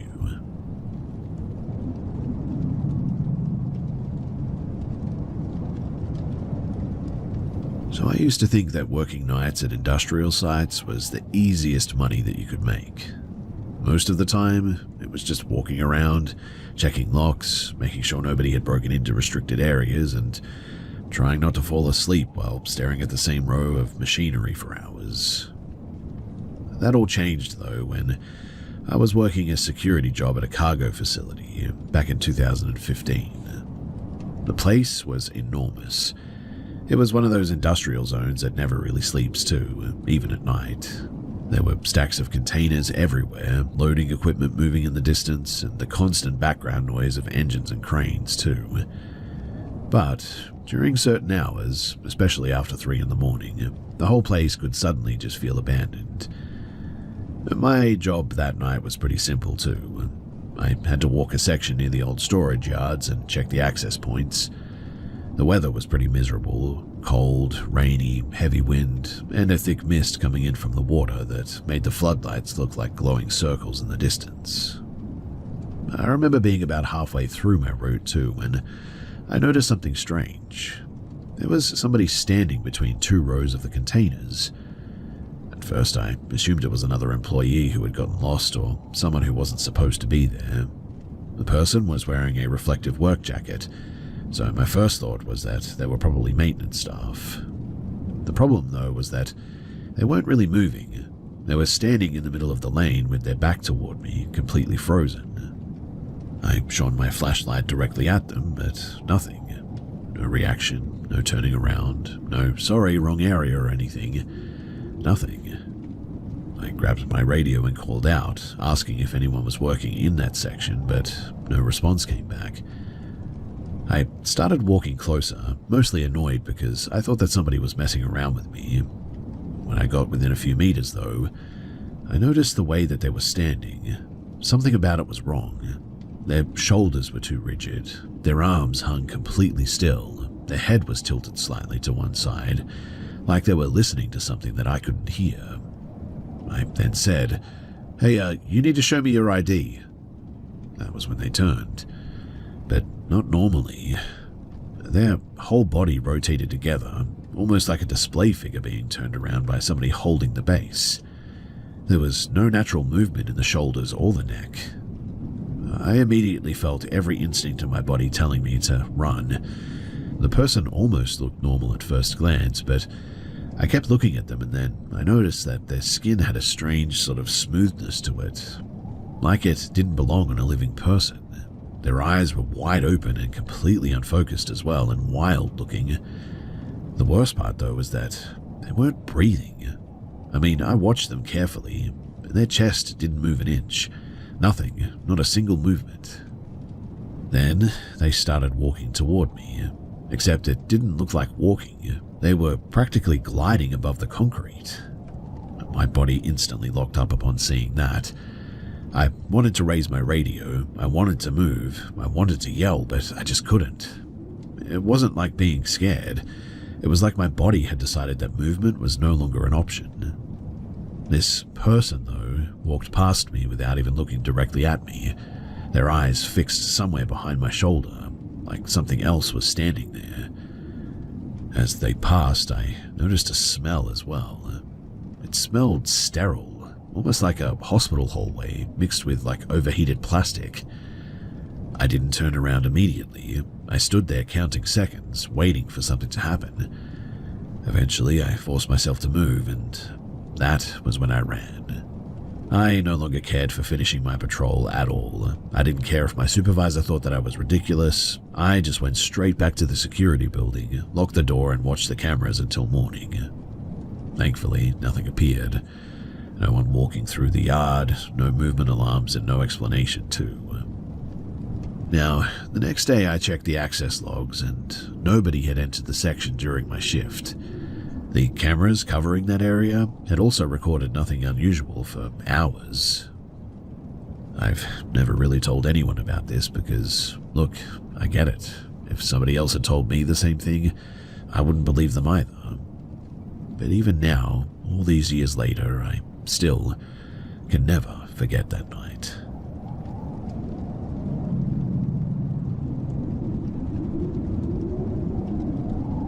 I was 26 when this happened, sometime in late 2017. At the time, I worked for a private historical archive in the Czech Republic. Most of my job involved restoring and cataloging old documents that had been donated by collectors. It certainly wasn't exciting work, but I enjoyed the quiet.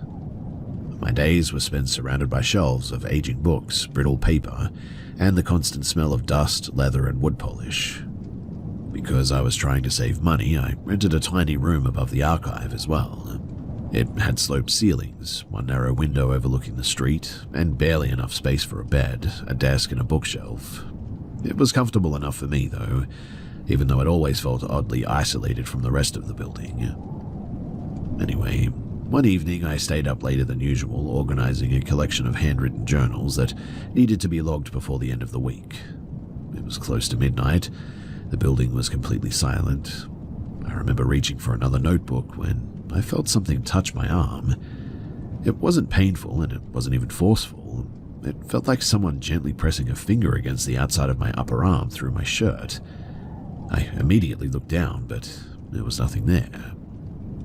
I assumed I must have brushed against the edge of the desk without realizing it, so I just went back to work. But about a minute later, it happened again.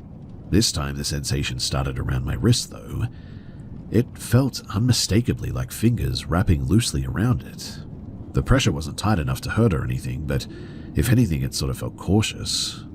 Slowly, whatever I was feeling, though, seemed to glide along my forearm before disappearing near my elbow.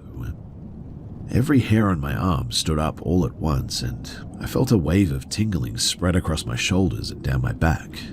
It wasn't like an electrical shock or anything. It was more like standing too close to something that was generating static electricity. And then, suddenly, I almost felt dizzy and this is going to sound weird, but like I wasn't in control of my body almost.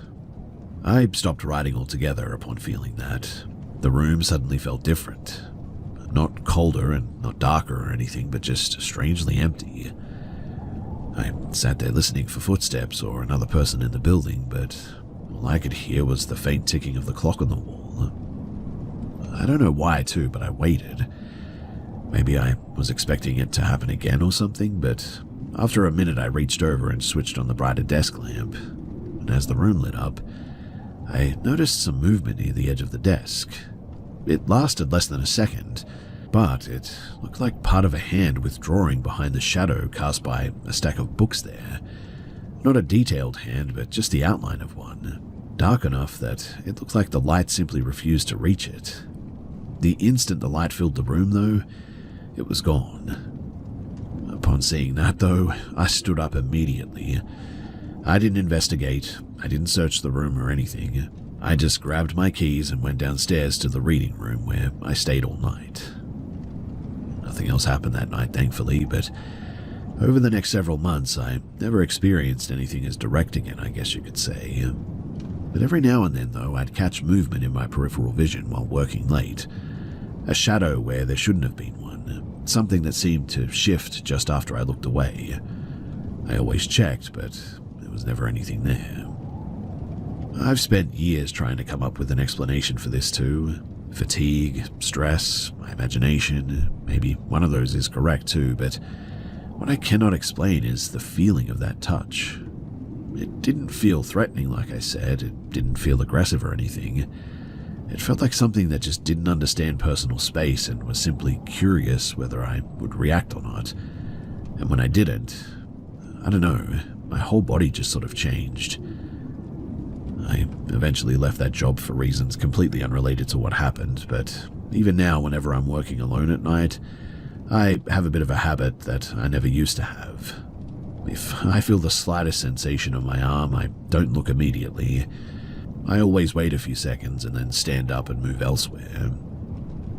I'm not sure whether that's because of the experience that I had or if I'm just worried about something or whatever, but either way, it's just something that my body does now. In any case, I would love to hear your thoughts on what this all is. Was this demonic? Was it a ghost? Or am I just going crazy?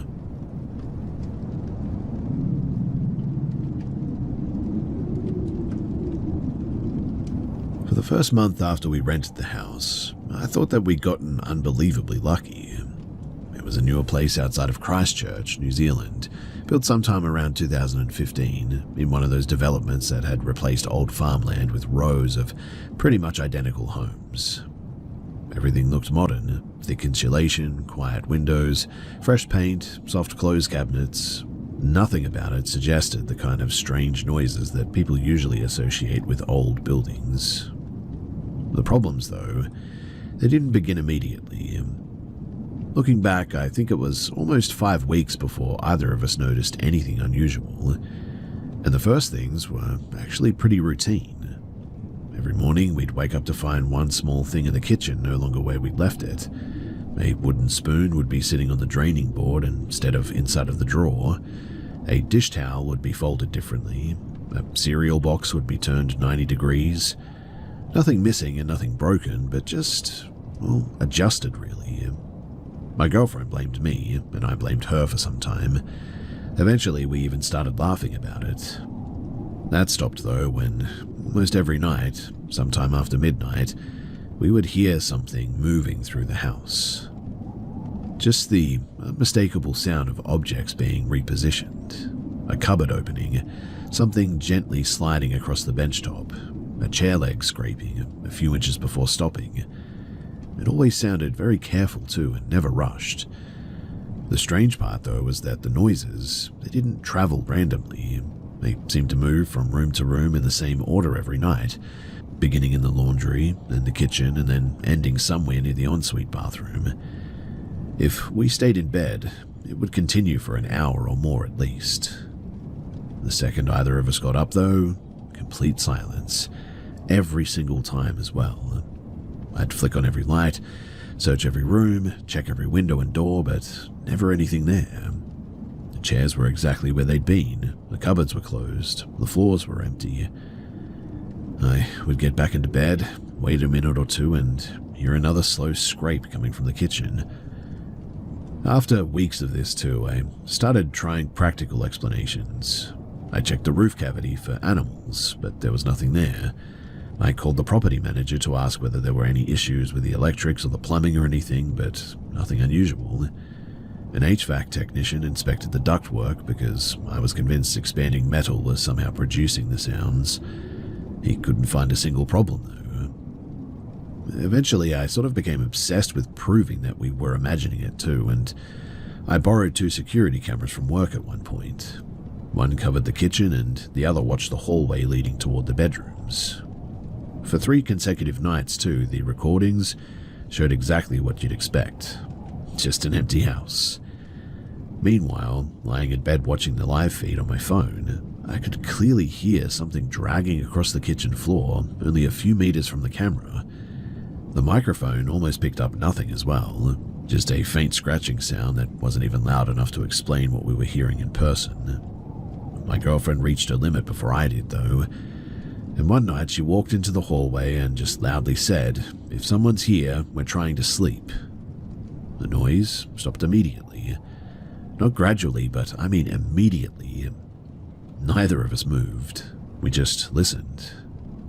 For nearly a minute, the house remained completely still. Then, all of a sudden, we heard a long, steady exhale. Not from the hallway and not from outside. It sounded like it came from somewhere inside of the walls themselves. After that, too, the activity changed. The noises, they became less frequent, but objects started appearing where they just shouldn't be. I'd leave like a tape measure on the dining table and find it standing upright at the kitchen windowsill the next afternoon. A coffee mug would be sitting inside of an empty saucepan. A television remote disappeared for like 2 days before turning up perfectly centered on the laundry bench. Everything was always positioned with almost unnatural precision as well. Never tossed or hidden or anything, just relocated and perfectly placed. Curious more than anything else, I tried a small experiment at one point. So, before going to bed, I placed a smooth river stone on the middle of the kitchen island one day. I took a photo so I would know if it had moved, and the next morning the stone wasn't where I'd left it. Mind you, it hadn't fallen or rolled or anything.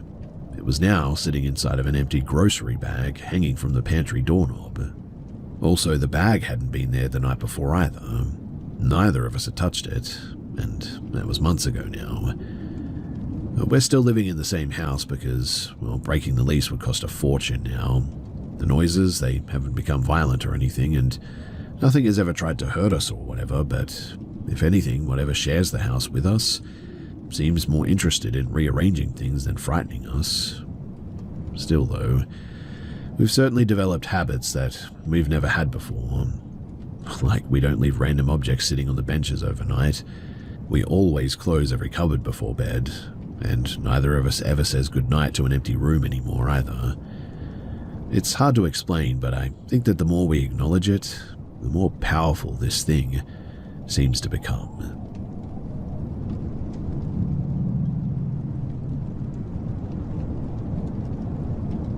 This happened during a university trip to Dublin, Ireland in early 2016. I was 22 years old, traveling with the school's debate society for a weekend competition.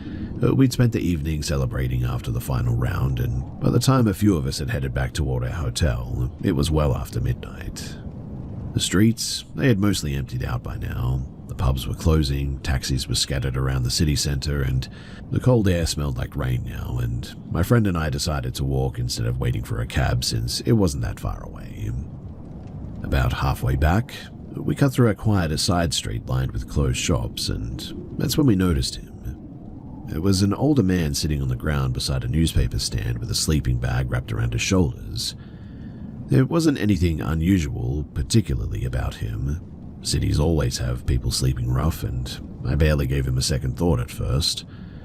But as we got closer, he sort of slowly lifted his head, and I looked over for a few seconds. Something about his face immediately felt wrong. I cannot really explain it any better than this, but it was like my eyes just couldn't settle on it.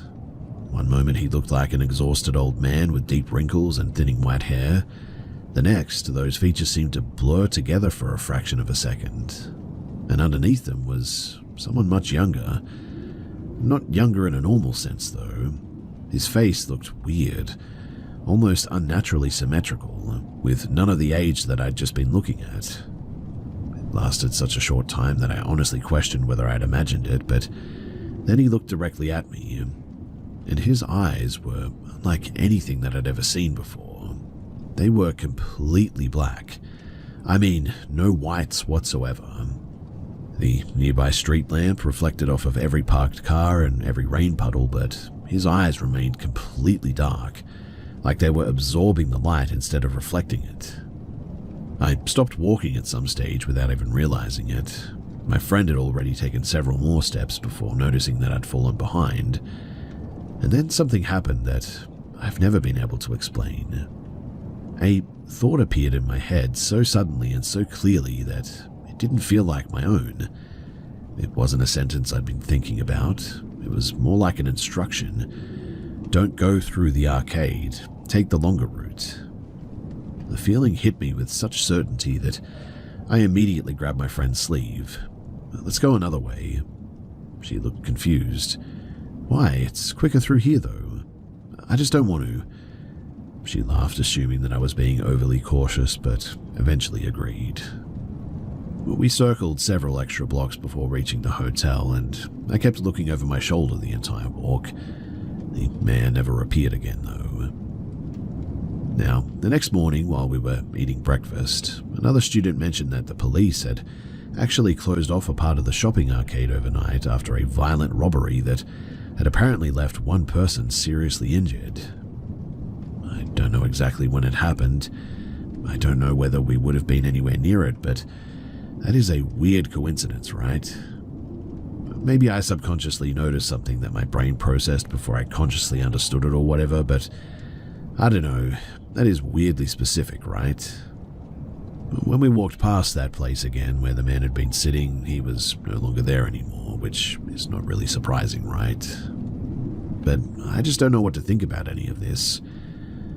All I do know is that I trusted that impossible feeling enough to change our route, and for some reason I've just never regretted it. And even now, years later, if I get one of those sudden, overwhelming instinctual feelings that tells me to turn around or take another street, I remember that night and that old man, and I don't argue anymore. I just listen.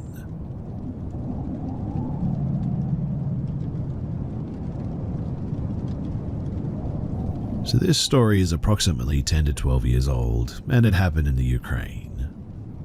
When I was 18, just fresh out of school, I had a whole summer in front of me to do whatever I want before starting in university. Through our PE teacher, I got an offer to make some extra money during summer, and I happily agreed. The job was being a counselor at a children's camp for the summer. Basically, I had to watch over them, organizational tasks, hiking, etc. It was my first job, and I was happy to make some money for myself.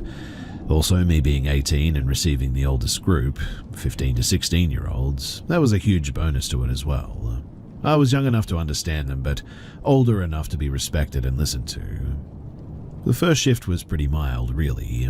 Not many things were happening, and we were getting used to the job, and the kids, occasional, I saw something staring at us from the forest. Complaining from the kids was taken not too seriously. We just thought that they were having a hard time getting used to the territory, because most of them were city kids, really. and unlike us growing up in the region, they had no idea how active the forest gets during the evening and nighttime. We thought that they had scared off some of the animals that were coming too close to the territory, really. Now, about the location itself, it was huge. When you entered through the gate, you could go left or right. On the right were the warehouses. They were at the end of the territory, maybe about a 10-minute walk away.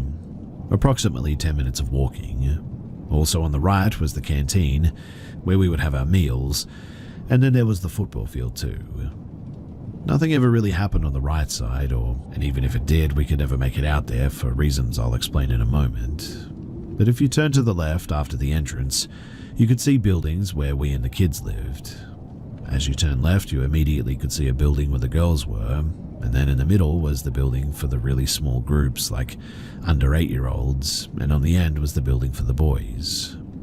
The three buildings formed a U-shape, with a little garden in the middle, so there's enough space to gather and organize the 150 kids in the morning for breakfast. If you would try to just walk forward from the entrance, maybe about 100 meters in front of you, you would be met with a 2-meter fence and a dense mountain forest that goes up the hill. I know that that's a lot to take in, but the locations are important to have a clear picture of the encounters. So, as I said, the first shift was pretty mild.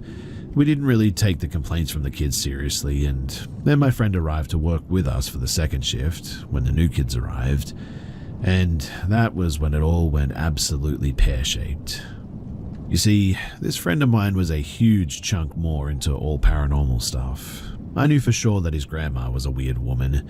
She always knew when to stay calm and what people were going to do up front, like she was being told ahead of her interactions during the day.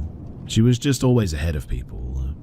We were neighbors, and so I remember her from a small age, up until I got to like 15 or 16, and sadly she died later. Anyway, this friend of mine probably was educated by his grandma on how to use tarot cards and all that. He was pretty good at it all, and I won't go into details, but he could tell quite a few things about people that he just met and their family and all that, just by throwing a few tarot cards on the table. The day that this friend of mine arrived, we used the cards for fun, and that was when it all started. I believe that he was like throwing fuel on the fire or something. He always gathered people around him, and kids loved him. Extremely strong energy, and even now he has a very warm aura, though he hasn't been practicing anything for years after this story. But it started small. We were woken up on the first night from a scream from the middle house, with the smallest groups. Immediately we ran outside to the kids, and after a few minutes of calming them down, they said that someone was hitting all the windows, like all of them. We're talking about 10 to 12 rooms next to each other and the same amount of windows, really. Around 3 or 4 of them had broken glass in the corner, and we couldn't understand how someone could hit all these windows at the same time, shatter some of the glass, and manage to run away without us noticing it too.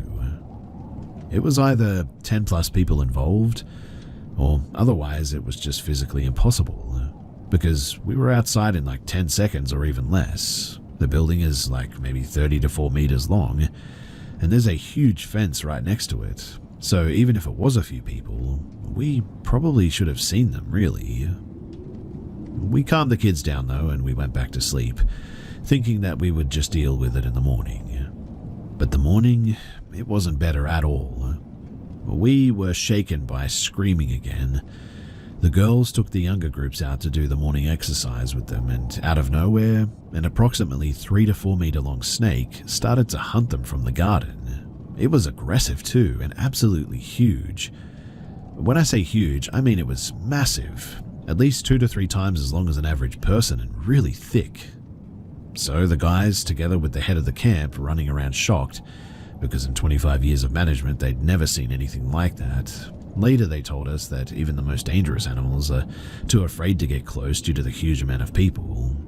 But the decision was made on the spot that we needed to get rid of this snake because it was refusing to calm down and was trying to attack the kids. Also, it was only aiming for the small ones, it seemed. The small kids, that is. It didn't seem to care about the grown-ups, like, at all. We found some sturdy sticks and we started to hunt this snake. Finally, we managed to pin it down and it just suddenly died. I mean, we were just holding it down. The plan was to put it in a van and release it on the top of the mountain, but the snake just up and died. My guess is probably from stress, but it was weird. What we did next is low, I know this, but I regret it now, and at that point I was 18 and it sounded like a good idea. So we decided to skin the snake and put the skin on the pole that we had with the flag of our group to encourage the kids to be brave and not to be afraid of the forest. Honestly too, I still believe that that's when the gates of hell pretty much opened. We made something or someone very angry by doing that, and everything just went terribly. Probably a week later, when the first group of kids went home and we were waiting for the new kids, due to it being the second day of the new shift, basically all the kids got their stuff to the buildings and we had an extra night before they would move in. So after spending the day on preparations and helping parents move the bags in, we decided to go to the girls' dorm where the other girls who worked there resided, to have some drinks and have some fun and play some music and all that. This friend of mine was really exhausted, so he went to his bed in our dorm to sleep, and he went with some other guy. They were cutting wood most of the day, so it's understandable that they were pretty tired. For context though, the window of the room in which they were partying was looking straight at the boys' dorm. There was no way the guys could come outside without us noticing them, is what I'm getting at. There were also automatic lights above the door, so we immediately would have noticed the lights going off if they had. Also, don't forget, we're in the mountains, so signal on phones or internet is pretty much inaccessible here. Like, there's basically no signal anywhere. So, it started approximately half an hour after the two guys left. First, we heard someone using the toilet in the end of the corridor. We sort of looked at each other with curiosity, because nobody but us should have been in that building. Everyone was in the room, really. The guys are in the other building and they cannot come to us without us noticing it. Plus, they would have to have knocked on the window or the main door because we had locked all the doors at the time with a key. That's important too. It was part of our job to make sure all of the doors were locked with a key after the sun was down. With or without kids, the dorms always had to be locked. So at that, we got a bit tense, but we didn't hear anything for about 5 minutes, and so we just went back to chatting. 10 minutes passed and the girls literally screamed when someone very fast knocked on the door to the room, then tried to push down the handle. I jumped to the door literally 5 seconds later, fell on my butt along the way, and when I opened it, there was nobody. We ran out to the corridor, checked all the rooms, but there was nothing. The windows were locked, door locked on the key with us in the room.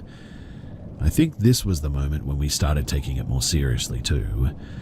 We sat for a minute thinking about what had just happened, and there was absolute silence in the room. 4 girls and me with another guy.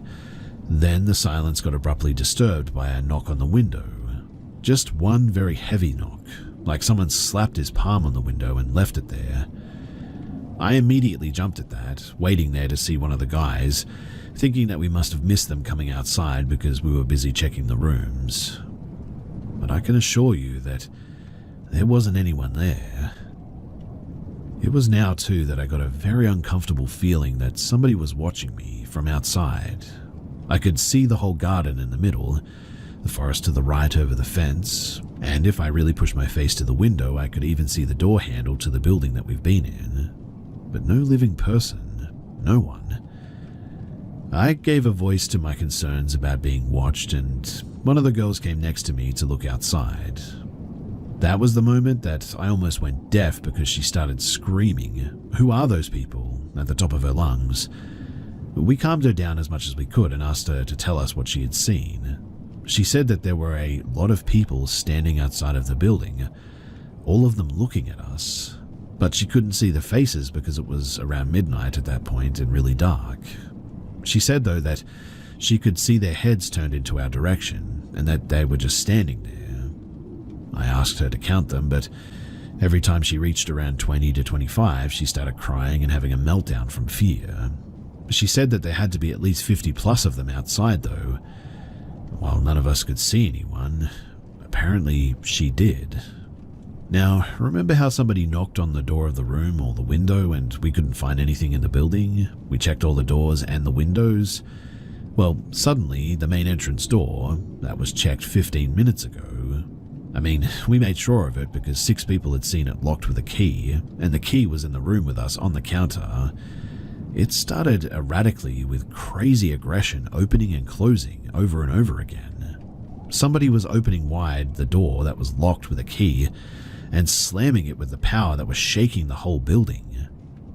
At this point, even I was screaming, and after maybe a minute of suffering from this unexplainable thing, me and the other guy holding each other's shoulders and running to the entrance to see what was happening there, the sound stopped the moment that we opened the door to go there, and as you've probably guessed already, the door was locked with a key and 2 of us couldn't force it open.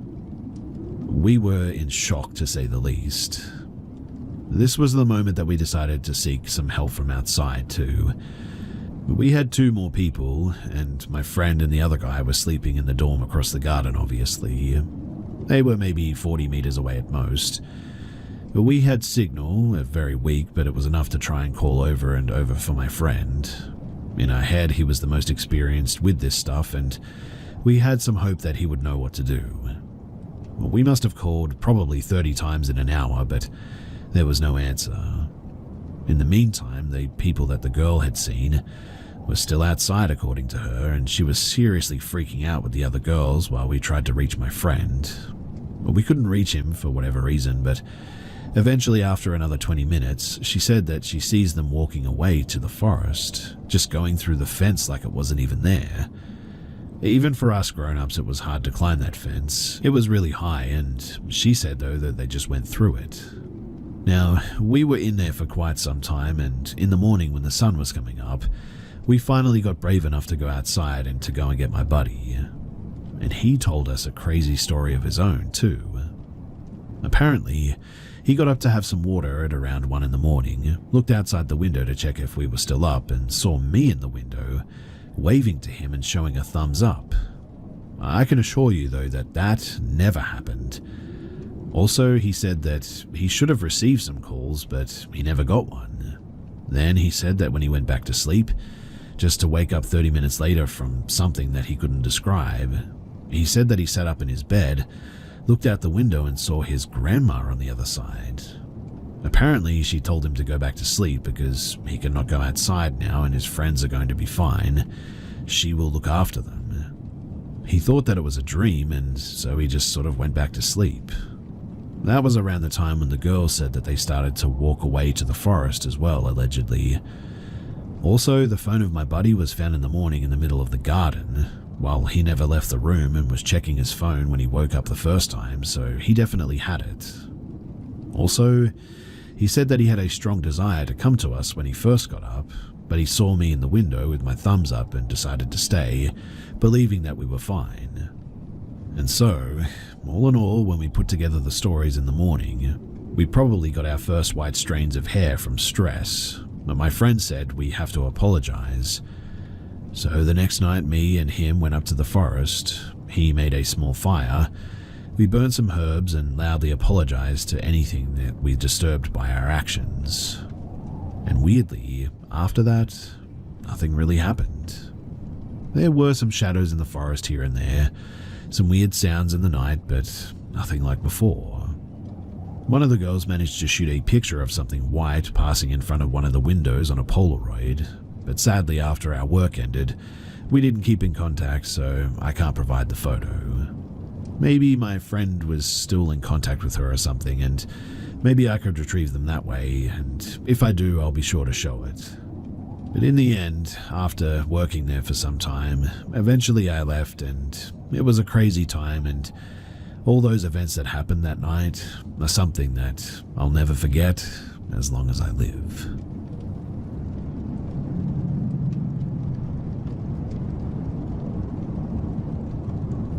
Back in 2023, me and my partner were both living at his mum's house.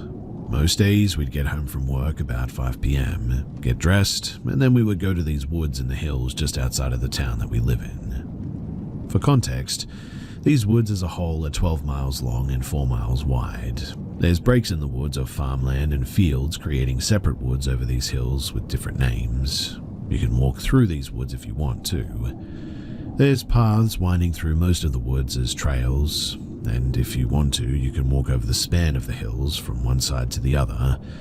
You can if you really want to, but most of it's through the woods and uphill if you're coming from the south, so most people don't.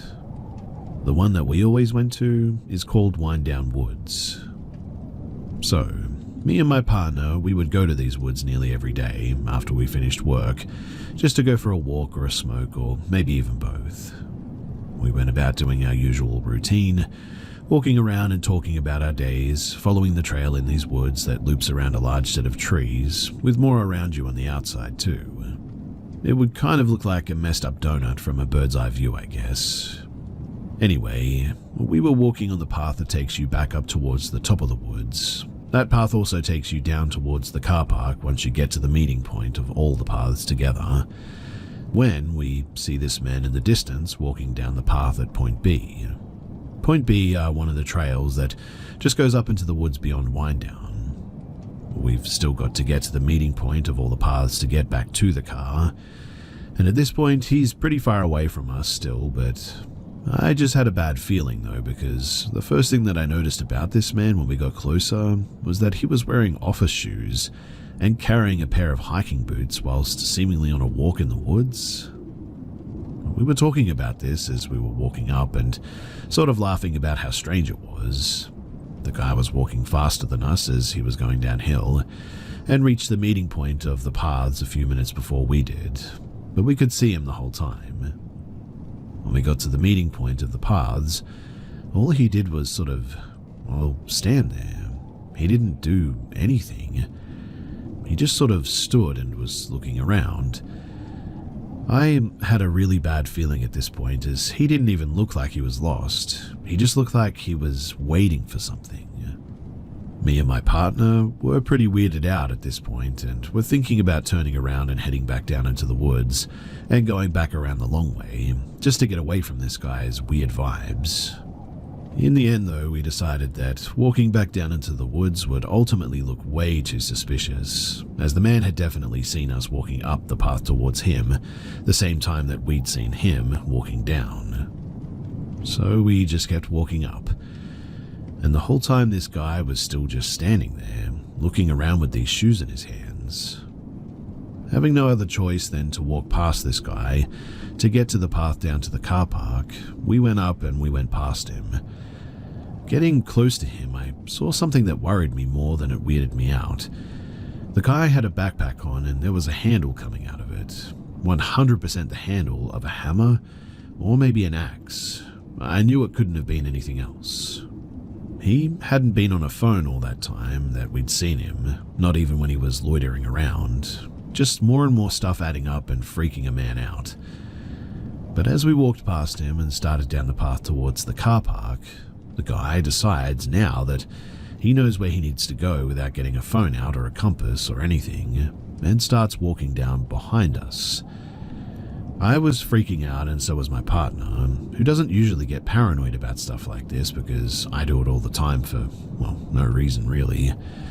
But there was something about this guy that just wasn't right. Also, there were no other cars in the car park except for mine, so he had no real reason to be walking out there. We were walking as fast as we could without running away from this guy, and after what felt like a lifetime, we got to the car, locked the doors, and we drove off. I didn't even look back. To this day, I think about this guy, and how strange he was acting, but then again I think about how strange we were probably acting, and maybe the poor guy was simply on a walk. Anyway, cut to just the other week, and me and my partner are at our friend's house for their birthday, just hanging out, meeting their other friends that we haven't met before, having a blast. But as usual with every small group hangout, it got late and we started talking about weird experiences that we had and spooky encounters. Obviously, we told everyone about our encounter with the really strange man in the woods. A couple of the girls at this hangout, they work at a reserve called Finn Court. It's one of the woods in the hills that I've been talking about, and they seemed pretty rattled by the story that we had told, and said that they had one that would make it worse, but they had to tell the group now. Plus, we needed to hear this, apparently. So one evening at work, E was on a closing shift with her manager, and they'd been cleaning up the cafe and doing final checks when E's manager tells her that he's going to do the rest by himself and that she could just go home. Who doesn't want to hear that, right? So off she goes to her car, sits there a little bit to chill and roll a cigarette before driving home, and later that night she gets a text saying, "Don't ask, just don't come into work tomorrow." He finds out that after she left work, her manager had finished cleaning up like he said and gone to his car to leave. And getting into his car, a man approached him from out of the woods and started wrestling with him to try to steal his car keys. Managing to get the man off and get into his car, the manager drove away and instantly called the police. After talking to the police, they connected some dots of a call that they'd had earlier that evening from a concerned neighbor living in a village a couple of miles from Finn Court, reporting a suspected burglary of one of her neighbors. Another call from a mental health institute in town about as far away as ours from these woods from the opposite direction, saying that one of their patients had escaped. And it turns out, after the police put the whole story together, that this man had escaped, got a haircut, and then walked miles to this village in the middle of nowhere, broke into this house that he thought was abandoned. It was actually the home of an elderly couple. The man was completely disabled and wheelchair-bound, and his carer was his wife. And the man actually murdered the elderly lady and just left the man in the house before leaving and walking into the woods, wandering around them and looking for someone with a car that he could steal from. That's when he ended up at Finn Court and tried to take E's manager's car, running off into the woods again to find somebody else. And me and my partner, we are very sure that this is the same man that we saw acting suspicious at Winedown all that time ago, as their story was from the same month as ours, and the time frames matched up perfectly to when we would have seen him after he had tried to steal the manager's car and ran back off into the woods again. The police actually caught this guy the next day as well, just wandering around in the woods up there. He was following us back down to the car as well, but who's going to jump two guys in an open space where one of us could have easily made it to the road? I think he was trying to freak us out and get us to go back into the woods, to be honest, when he stopped at that meeting point and was sort of loitering around. I don't know for sure, but I suspect that that was his plan. Whatever the case may have been, this still horrifies me to this day, and it feels good to get it off my chest and share this with someone. This whole thing still horrifies me to this day, and it feels very good to just get it off my chest and finally share it with somebody else.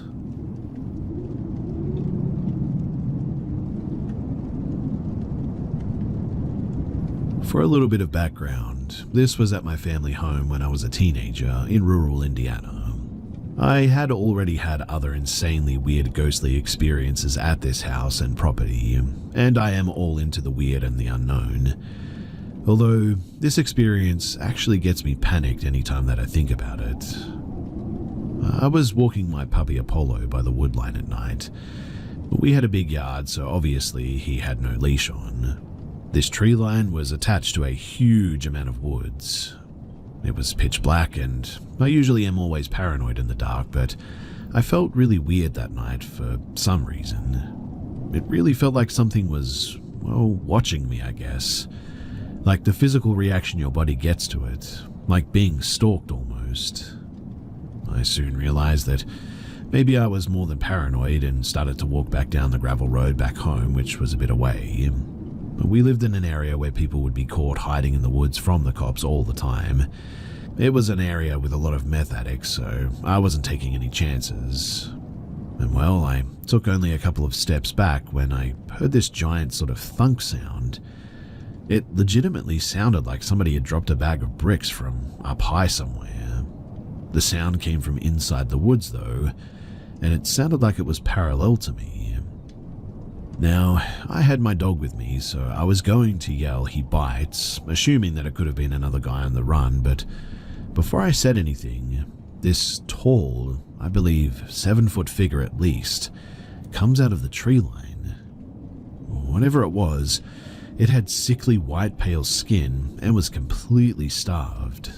I could see its bones poking out of the cloth that it wore around its waist, a human-like body without hands and feet but really lanky limbs, and an abnormally wide chest. The face was genuinely the worst though, and the most confusing part. Imagine a deer skull without antlers, but also much wider and flatter on the front-facing part. No indentations for nostrils either, and it was just flat and smooth. Although, unlike a skull, it was covered with some sort of, sickly pale skin maybe. It had 2 sets of eyes and looked to be no mouth. It wore some sort of wooden headgear that I couldn't take time to comprehend. No ears, but had short tangled dark hair on the back of its head. The look that I exchanged with this creature was short, but I'll never forget it. The most insane part to me, though, is that it almost looked as terrified as I was. It looked surprised to see me and even froze in place as we looked at each other. Didn't reach out to me and just sort of, looked at me. The eyes, though, were pitch black like an animal's eyes. Really, it was a lot like a deer in the headlights. My dog, being smart, immediately ran and waited for me at the foot of our porch until I snapped out of it and ran too. Honestly, too, I can't say that I blame the little dude for leaving me there either. I mean, at least he waited, I guess. But I looked back while running and saw the figure fade into the woods, and that was the last that I saw of it. Fast forward a week later, though, and that's when I started getting knocking and scratching at my bedroom window every single night. My window was up high too, at least 8 foot off the ground, and this went on for a week until I asked my friend who lived next to me to go outside and tell me what they saw. While I was on the phone with them, hearing the scratching against my window, they said that they couldn't see anything. They thought that I was the one scratching and that I was messing with them, but genuinely I wish I was. This went on for months as well after this, while I had awful nightmares all the time. Eventually, they stopped and my dreams became sort of less apocalyptic, I guess you could say. And after some research, I have to wonder, was this a Wendigo? I didn't think that they would be afraid of humans or look like that. Is it something entirely different? I have no idea. All I know is that I'm very grateful that it all ended, and I've been sitting on this for years, wondering all this time what the heck that was.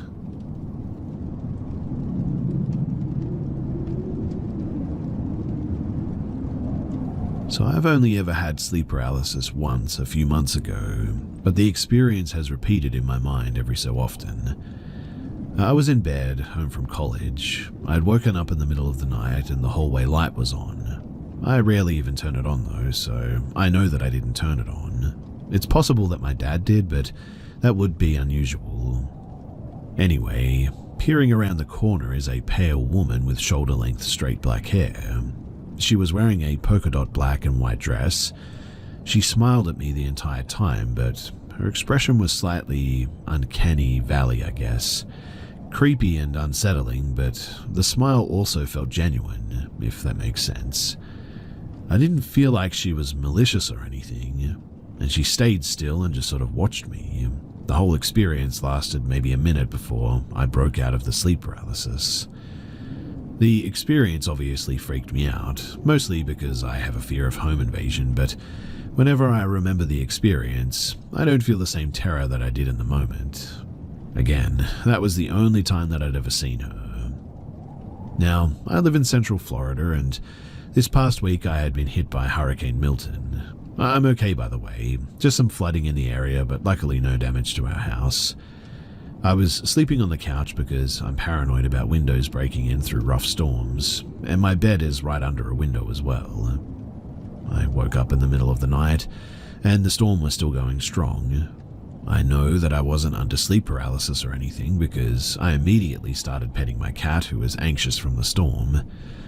I looked out of our back door and that's when I saw her standing in the middle of our screened-in patio. She had the same expression and was wearing the same dress. I just stared at her, looked at the lock to make sure the back door was locked, and then back at her again and she just didn't move. After a little while, maybe a minute or two, it was like I blinked and she was just gone. I've been going over it in my head non-stop, and the only thing I can think of is maybe I had a weird false awakening or something. Either that or I'm going crazy. I don't remember waking up a second time, but I feel like it makes the most sense, or maybe it was like a stress hallucination or something. Whatever it might have been, I would really love your opinions. I consider myself to be a very spiritual person, but I admittedly am not very knowledgeable about anything specific, I guess. I basically just want to be more knowledgeable on why she's visiting me, who or what she is. I'm confident that I'm seeing her for a reason, but I just have no clue why. Some maybe relevant additional context is that my mum died a year and a half ago, but she didn't look anything like this woman. I genuinely don't think that she was a malicious entity or anything, which is why I spoke about sleep paralysis before. She looks generally unsettling, but not threatening, I guess. I really don't know how to explain the vibes. I have no history of hallucinations in my family's medical history or anything. I do have some mental illnesses, but no family history of any other disorders that would cause this. So, if you have any idea as to what this could be, then please, do let me know.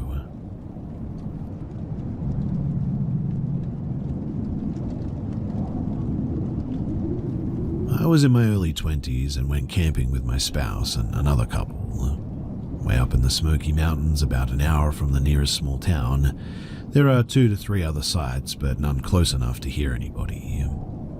It's probably 1 a.m. and we're sitting around the fire talking, and we hear somebody whistle the Hunger Games whistle 3 to 5 times. We laughed it off and kept talking, figuring that it was another camper out for a stroll or something.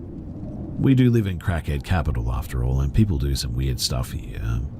But let me set the scene here a bit. So my friends were on the opposite side of the fire, facing the rest of the camp. My back is to the camp, and I'm facing the woods. My dog is asleep by me. It's fall and there are leaves everywhere, and walking through camp was crunchy. And about an hour or more later, after the Hunger Games whistling, I just feel eerie. Like it's pitch black all around us, and I've always been a little scared of the dark. I turn around and glance behind me, and I felt like I saw, or thought I saw, something white and then something black. I even said, "That was weird," and we kept talking. It had to be my mind playing tricks in the dark because, well, I'm a bit of a pansy, but a few minutes later I still feel weird. I turn around again and my eyes focus on the white and the black. I can now tell the white is the top of a shirt and white short sleeves. I literally screamed, "Who the heck is that?" and flashlights immediately click on. A federal marshal introduces himself. A game warden was with him. I literally saw his white t-shirt and black vest in the dark, and he was no more than 5 feet behind me for who knows how long. Like I said too, it's very crunchy out, and my high alert cattle dog never heard them either. Anyway, I'll cut the end short, but they checked all of our alcohol. He wanted to know where to buy my blackberry whiskey, and looked in cigarette packs and located a roach my friends had smoked hours earlier. He said that that's mainly what they do in the area, is listen in on camps, and they try to do drug busts, that they park way down the road and walk into camps. He said that they wouldn't have even bothered us if I hadn't noticed him, but they wrote my friend a $300 ticket for the roach and disappeared back into the dark. It scared the living heck out of us, to say the least, and I don't think any of us spoke the rest of the night, and we packed up early the next morning and went home a day early. We camp a lot, and 10 years later I still get a little bit sketched out after dark. How 4 people and a dog could be snuck up on in the woods like that, it still very much creeps me out.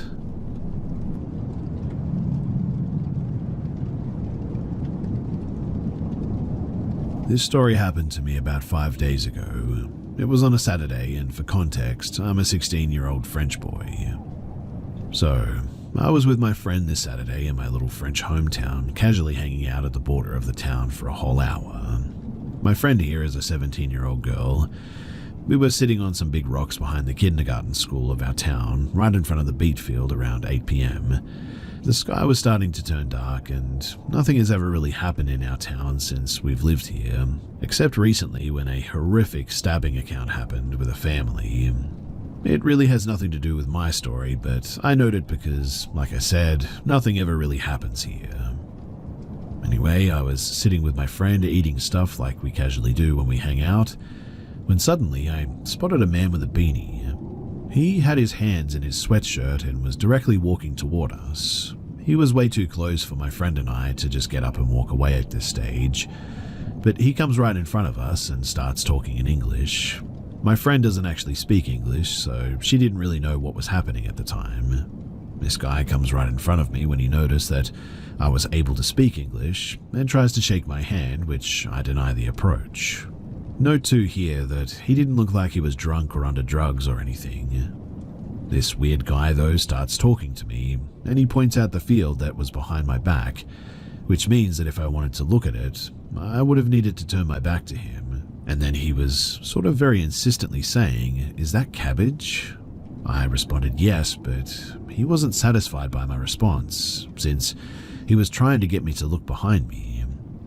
However, there was literally the other part of the field that was in my line of sight at my left.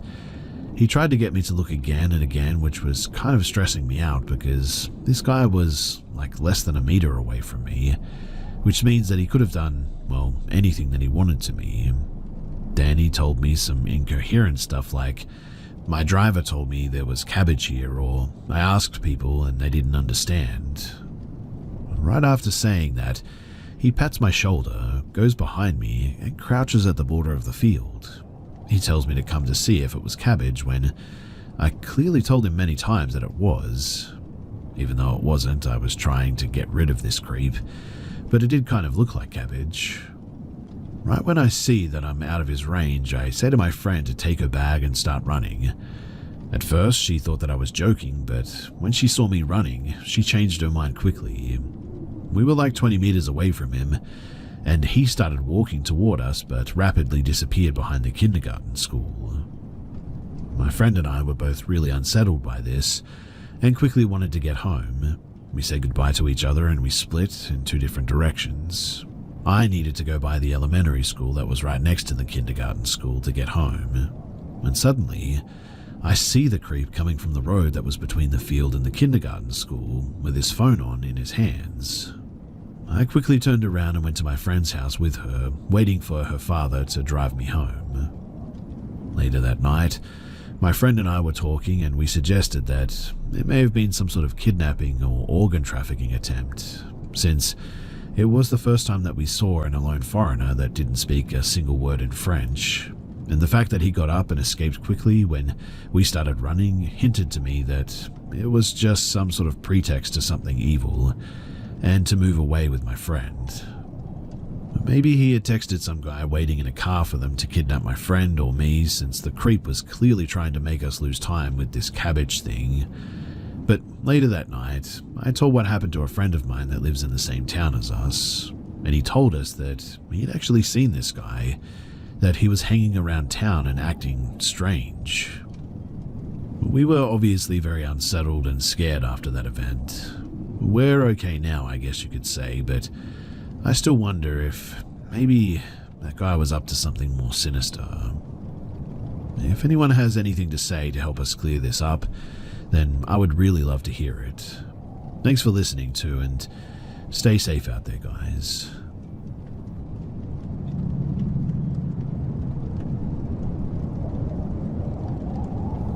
I don't know if this counts as explicitly paranormal. It certainly wasn't a ghost in the normal sense, because my mother is still alive and to this day was and is in fine health when this took place. So when I was like 8 to 9-ish, I regularly stayed up late. I still do, and I think it had something to do with usually listening to my parents fighting and the fact that I was on edge when they were both in the house, but anyways, that bit's not too important. What is important is that this was another night that I was up late, or late for a child, so like 10 or 11. I had a TV in my room that I was watching, just hanging out on my bed next to my heavily sleeping sister. I think I must have gotten the feeling that I was being watched, so I looked over my shoulder and saw my mum standing over me. I still remember this too, like it could have been yesterday. It's such a clear thing in my mind that it makes me sure that I experienced it, and that I wasn't dreaming, but her face was just blank. Not literally, but there was absolutely nothing in her eyes. She wasn't smiling at me or frowning even. Her face was as neutral as it possibly could have been, and her eyes just looked empty. It wasn't like she was looking through me, like some people describe. She was definitely looking at me, and I remember already feeling weirdly uneasy just at this, but I think partly because I hadn't seen her come in. The TV, while I was definitely watching it, was basically next to the door, and I should have seen her come in, but I had been caught staying up late before, and I never ever missed seeing and hearing her or my dad coming upstairs or entering the room. And I wish that I could remember what I said, but I know that I tried to speak to her, but she didn't respond, like at all. And now that I'm putting this to words properly, I don't think that I recall her even blinking once. I tried a few times to get a reply, but every time that I did, all she did was stare at me with that terrible empty look. At some point, I hid under the covers, and I remember peeking out a few times to see her still looking at me, face unchanged. Then I turned to look at my sister, uncovered by the blankets, and I remember wishing that I could have done something to hide her too, but I couldn't will myself to move because I was too afraid, and I certainly didn't want to come out from under the covers. And when I looked back, my mother just wasn't there. I never even heard her leave. Also, the TV had gone black.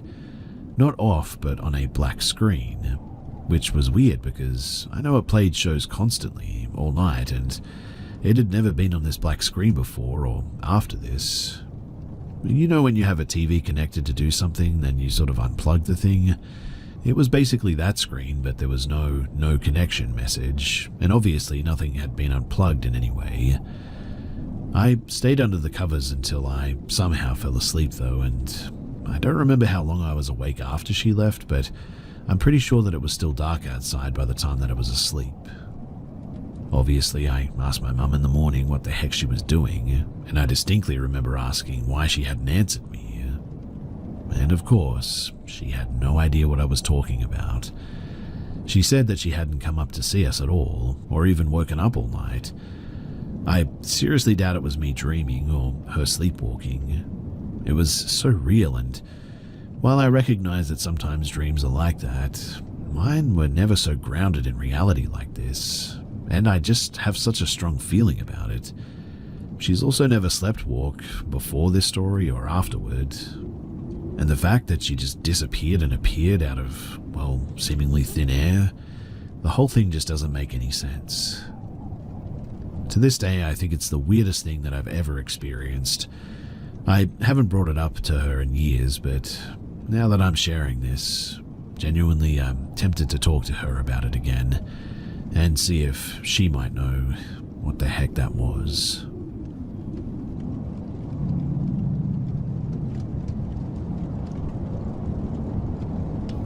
This happened to my sister over 20 years ago, but I never forgot this story, as I could tell just how disturbing this experience was for her when it happened. So she and her new husband were traveling around Australia in a camper van for their honeymoon. They were camping in a park in a remote area near the Great Barrier Reef as they were planning to go out to sea it the next day. Cane toads are an invasive species that has an out-of-control population in Australia, and as such people are encouraged to kill them. Her husband was outside behind the van after dark killing them with a baseball bat and a flashlight to spot them. When suddenly, he saw movement and heard rustling in the bushes. He shone the flashlight towards the noise and was startled to see a shirtless, sweaty man crouched down there. The man yelled, "Get that torch out of my eyes," and suddenly got up and walked briskly off into the dark forest. No backpack or light. He was freaked out but decided not to follow as he was not familiar with the area. They were totally creeped out obviously and locked their doors, hoping that he wouldn't come back and try to mess with them. but stayed the night as they didn't know another place to camp in the area at. My sister thinks that he was watching them for hours though, and possibly waiting for her to go out by herself to use the bathroom. But who truly knows what his intentions were? Either way, it was bizarre that he was the one being weird, lurking behind their campsite, yet aggressively accosted her husband for shining a bright light in his face. And it was the next morning that they noticed that there were several police cars driving up and down the road in the distance. They did go and tell the police what they had seen the night before, and although the cops didn't say, they have a theory that maybe he was some kind of a criminal on the run, which is even more troubling to think about.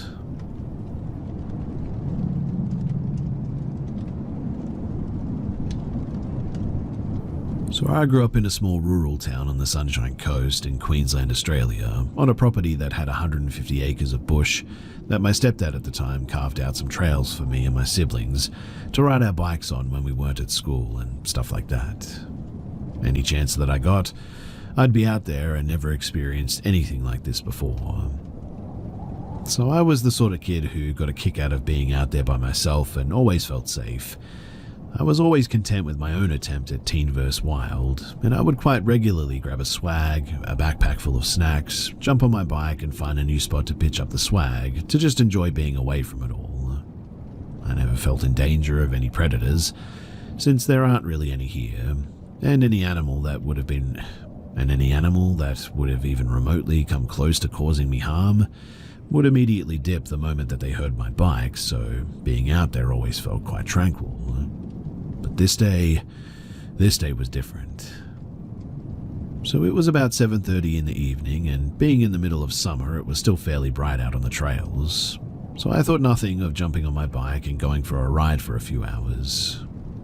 It was along one of my favorite trails. A tree had fallen across it, so anytime that I decided to ride it, when I got to the spot that I'd have to stop and pick my front wheel up and prop it on the tree so that I could ride over it and continue. But when I pulled up to the log this day, something just didn't feel right. I was immediately incredibly uneasy. It felt like someone was staring daggers through me with 1,000 years of rage in their eyes, and it made every hair on my body stand on its end. But I looked around and I didn't see anything. And so I quickly brushed it off as just me being irrational because I had one too many energy drinks. The nearest neighbor or even anyone would be walking an hour to our property just to reach this spot, but then I heard what sounded like twigs being snapped and walked over behind me in the back of the tree line, which immediately brought my heart rate up to 11. I scanned around again and again saw nothing, but this time I just felt like I was in a world of danger and had no idea why. I started sheepishly saying, "Hello, is anyone there?" and got zero response except for the sound of twigs breaking around me. And that's when I heard it. A voice came from somewhere beside me saying, "Help me," but it sounded like two little girls saying it in unison. And man, did that absolutely flip me out. I had never been more scared in my entire life. I ripped my bike over the log and rode faster than I ever had in my entire life out of there, but as I was starting to make some distance, whatever that thing was shrieked so loud that it sounded supernatural. Almost like a person screaming, but at the same time, also like a giant truck's brakes screeching. I just kept going though until I reached the other side of the property and pushed over a barbed wire fence which backed onto a dirt road, and I pelted it back home. The only person that I told about this was my little brother, and at the time he just called me a liar and we moved on from it. It took me quite a while to build up the courage to ride those trails again, especially that one, but after that, I never did experience anything like it again. I would love to hear your thoughts though on what it could have been. Every logical thing that I've always come up with has always fallen short, so I'm out of ideas and would love to hear yours.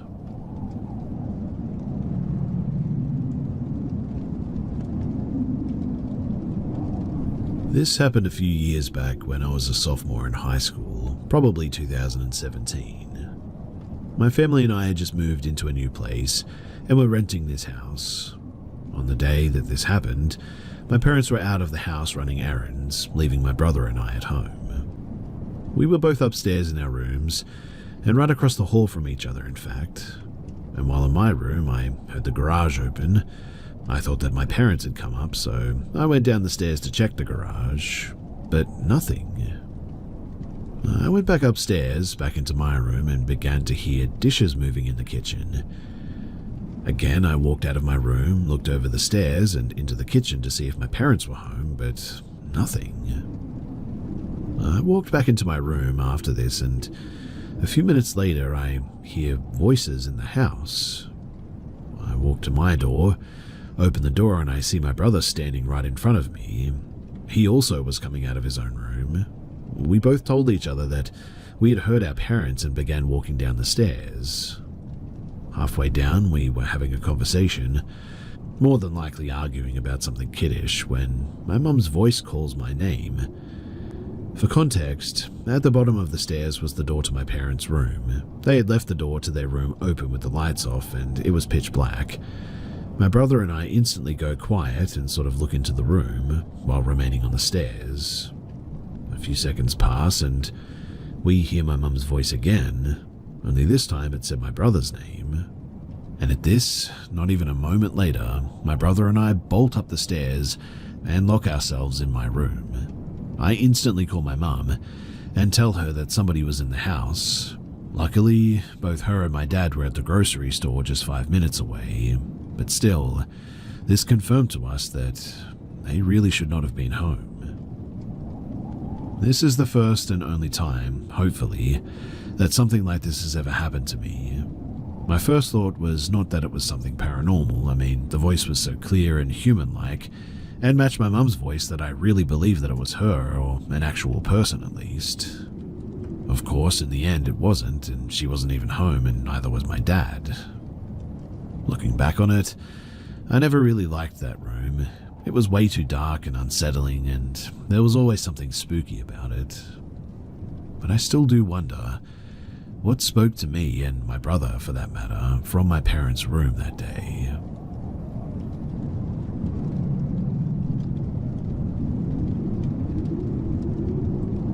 In the past year or so, I've seen 3 figures while working in a group home. With each figure I've seen, my brain instantly assumed that it was a specific person before quickly realizing that it couldn't have been that person, or that anyone was even there. I'm not the first person to have seen something at this group home. Co-workers past and present have mentioned witnessing unexplained phenomena, with most of the reports being of shadow figures, as in they straight up saw a shadow that moved like a person. However, when I saw the figures, they weren't shadows at all. Basically, I'd seen something and my brain would tell me, so-and-so just went into the kitchen, or so-and-so just walked past me, only for me to realize that nobody had been there. People have also reported hearing strange voices over monitors during third shift, TVs or lights turning on by themselves, or hearing doors slam with no one around to do so. Multiple people witnessed a curtain unfurl itself, and one night, 2 staff were working third shift together. They were both sitting at the table together when suddenly, one of their phones started ringing with a messenger call. She goes to answer it and sees that it was from the other staff that was sitting there talking to her, but the other staff had their phone plugged in and charged in the kitchen. The other staff goes to check on their phone, and lo and behold, it was calling the girl on Facebook. There have been a lot of creepy instances at work, and I find most of my co-workers credible, although I'm sure some have embellished their paranormal stories a little. But my first experience happened probably around a year ago. I was sitting at the computer desk in the living room facing the kitchen doorway. I was the only staff in the living room at the time, so I had to watch over the residents while the other 2 staff were assisting some of the residents to bed, when suddenly I saw someone walk into the kitchen. And although I didn't get a good look at them, my mind instantly assumed that it had been one of the residents. His name was Adam. We only have 3 residents in the home that walked unassisted though, and the gait and stature matched Adam. After about 5 seconds, I remembered that Adam wasn't even home though. confused and wondering if maybe Adam had come home early from the movies with another staff member, I went into the kitchen, only to see nobody in there. The kitchen isn't very big either, with nowhere for someone to hide behind, and there was no other exit there, so if I had truly seen someone walk in there, they would have still been in there for sure. I thought that was super weird, but I just brushed it off, thinking my mind was playing tricks on me. Adam came home later on and got a bit of a kick out of it when I told him that I had seen him walking into the kitchen while he was out watching a horror movie. Now, the next experience I had happened earlier this year. Once again, I was watching over the living room as other staff were assisting other residents to bed. One of the staff came out into the living room and we talked a little bit before they took some soiled clothes to the laundry room. They came out shortly after and went into the kitchen, so I was going to go back down the hall to finish what I had to do. And that's when I thought the other staff, a bigger girl called Beth, way taller than me and heavyset, had walked past me carrying stuff to take to the laundry room. Again, I didn't get a good look at Beth, but I could have sworn that she had just walked past me. But when I walked down the hall, I almost ran into Beth as she was coming out of another resident's room, within mere seconds, mind you. I told her what had just happened, and we were both confused as she had obviously been assisting one of the residences to get ready for bed. I went right back down to the laundry room and there was nobody there. That kind of shook me up because I couldn't really find a reasonable explanation for that, and it reminded me of when I had seen Adam too. Now, this last experience literally happened the other day, and is what prompted me to speak about it here. I was assisting one of the residents with his bipad machine and getting him ready for bed when I turned and saw one of the staff, Kathy, walking past his open doorway. I remember seeing her pink sweatshirt, one she wears frequently, and assuming that she was going to check one of the other residences at the end of the hallway. When I was done, about 10 seconds later, I went to go and check to see if Kathy needed a hand. But she wasn't anywhere to be found. I called her name and she didn't respond. When I went back down to the living room, Kathy was sitting at the table. So I asked her if she had gone down the hall and she said no. And I realized that she was wearing a different sweatshirt than the one that I had just seen. Still pink, but it was a darker pink color. She said that I probably saw Sam walk by, but I told her that I was in Sam's room helping him to get to bed at the time, and that I had seen her walk by with her lighter pink sweatshirt. The other staff vouched for the fact that Kathy had been in the living room that whole time though, and this instance was the most unsettling for me because this time I had noticed a specific detail, Kathy's sweatshirt. I've only experienced this at work, mind you, and I've never really had any other unexplainable experiences in my entire life. A handful of past residents have passed in the home, although none of the figures I'd seen resembled any of the residents that I had known, or any that I had been made aware of at least. I've tried to rationalize this, but I just haven't been able to come up with any explanations that satisfy me.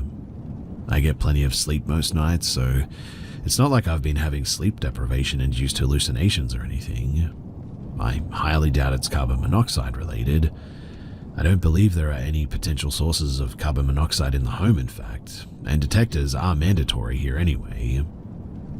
I was a bit stressed out on the night that I saw Kathy, but I don't recall being particularly stressed during either of the other incidences. Toxic mold? I've read that toxic mold can potentially cause hallucinations, but haven't really noted any other signs or symptoms of that in myself or any of the residences or staff working in the home. I've always been intrigued by unexplained paranormal stories, but I've also been kind of skeptic too. I've been trying to rack my brain for a logical explanation for these sightings, but can't really come to a conclusion. Like I said, I've only been experiencing anything like this at work, and the fact that other people have talked about strange things has made me think that maybe there is something paranormal going on here. It's either that or I'm starting to have hallucinations, and that honestly freaks me out quite a bit too. In any case, if you have any advice or similar experiences that you could tell me about and how you dealt with it, then I would genuinely love to hear from you. please do reach out and do let me know.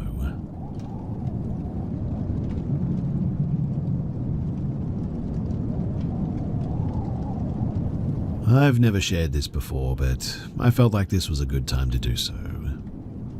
So, I was with my ex, who was not a good person at all. It was a rough time in my life. I was 22 and addicted to drugs, which he supplied. Though, to be fair, I was addicted before we met. His family was very dysfunctional, to say the least, and his father had actually passed away a year before we got together. He had been a pastor, but he was also a very bad person. He did things to his own kids that no parent should ever even think about. But he passed away in the house where these things had happened. There's more to the story though, because his sister had been heavily involved in satanic rituals with her ex, and had actually sacrificed animals in the house. Goats, chickens, cats, things like that. Not while I was in there or anything, I would have done anything to stop that, but altogether it was a bad situation. Now one day, they were talking about paranormal encounters, and as I walked into the house, I said, I've never really had anything like that happen to me.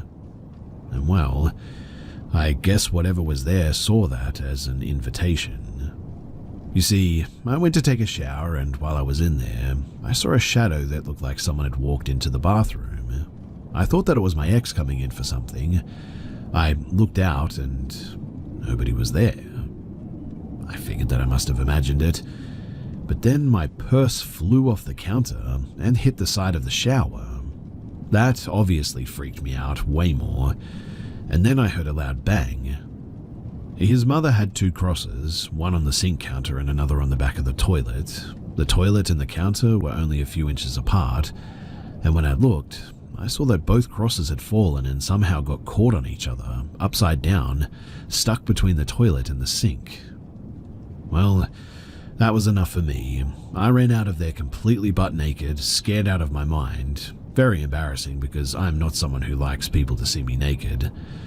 But that night, I went to sleep and woke up with sleep paralysis for the first time too, which I had never experienced before or since then. Something was on top of me, choking me, and it was so dark and felt so evil. It was terrifying. Thankfully, eventually it ended, and I woke up the next morning absolutely petrified. I still think about this often because I like to try and rationalize things, but this one I just cannot. Nothing about it makes any sense. I often wonder if there was something demonic, or if there was just an evil spirit of his father there who had been a monster in real life, or something like that. Like I said, I've never shared this before. It kind of scares me a little bit to write about it and share it here because I don't want to bring that energy back. But I also really want to share it because the whole situation was just so terrifying and crazy and unbelievable that I just cannot keep it in anymore.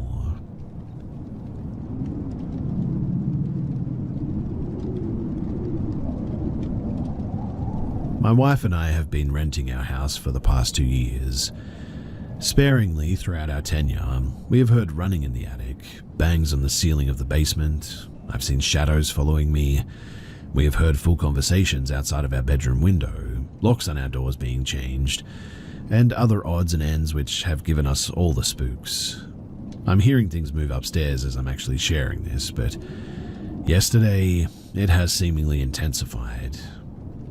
You see, when I got home from work, I came home to greet my wife and my 2 daughters.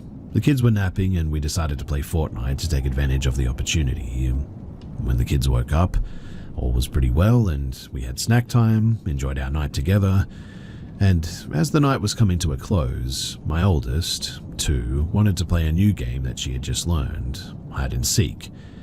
She's very good at running away from us and hiding when things don't go her way, but certainly not while we play hide and seek. When it was her turn to hide, she likes to peek around the corner and watch me count and cutely lets me find her immediately. When it is her turn to seek, she's super excited and really loves it, but she can never find me. She always runs to her room first and goes under her bed, one of her usual spots that we find her. It may seem like something lighthearted and small, but we have no clue where she learned what hide and seek is, to be honest, and how to play it.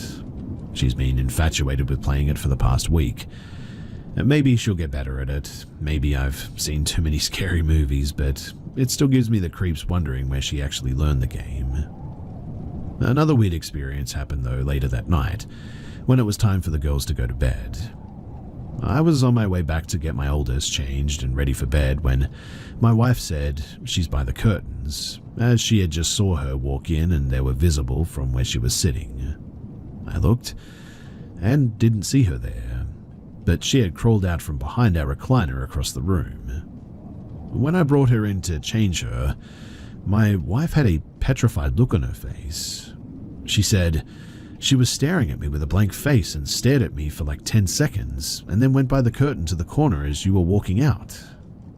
I didn't know how to explain that. Today, I went downstairs about an hour ago to our basement to put our laundry into the dryer and to find the 4 bottles of detergent and fabric softener along with a couple of other things that we keep on top of our dryer have all been knocked down. These items, I can assure you, were all standing straight up on the ground, except our laundry detergent, which had been knocked over and spilled all over the ground. I was pretty ticked off because I genuinely thought that our cat may have knocked it all off since he liked to sit in it and look out the window. But after discussing with my wife, she was down there last, our cat had been in our room all night, and all of the items were on the dryer. I went upstairs to show her what had happened, and 3 of the items were back on top of the dryer, and 1 was knocked over on the ground. We had yelled out, "Is anyone down there?" multiple times and searched the whole basement to no avail. We returned upstairs a bit frightened, and searched around our house a bit more, and we decided that whatever it was downstairs, and we were safe as long as the door was locked. We decided to head to bed, and as we're walking into our room, we heard a small girl's voice say, "Hey," coming from the kitchen, and yet our daughters were definitely asleep. We really don't know what to do about all of this, and now we're just sort of waiting to see what happens next, but if anything does, I'll be sure to let you guys know.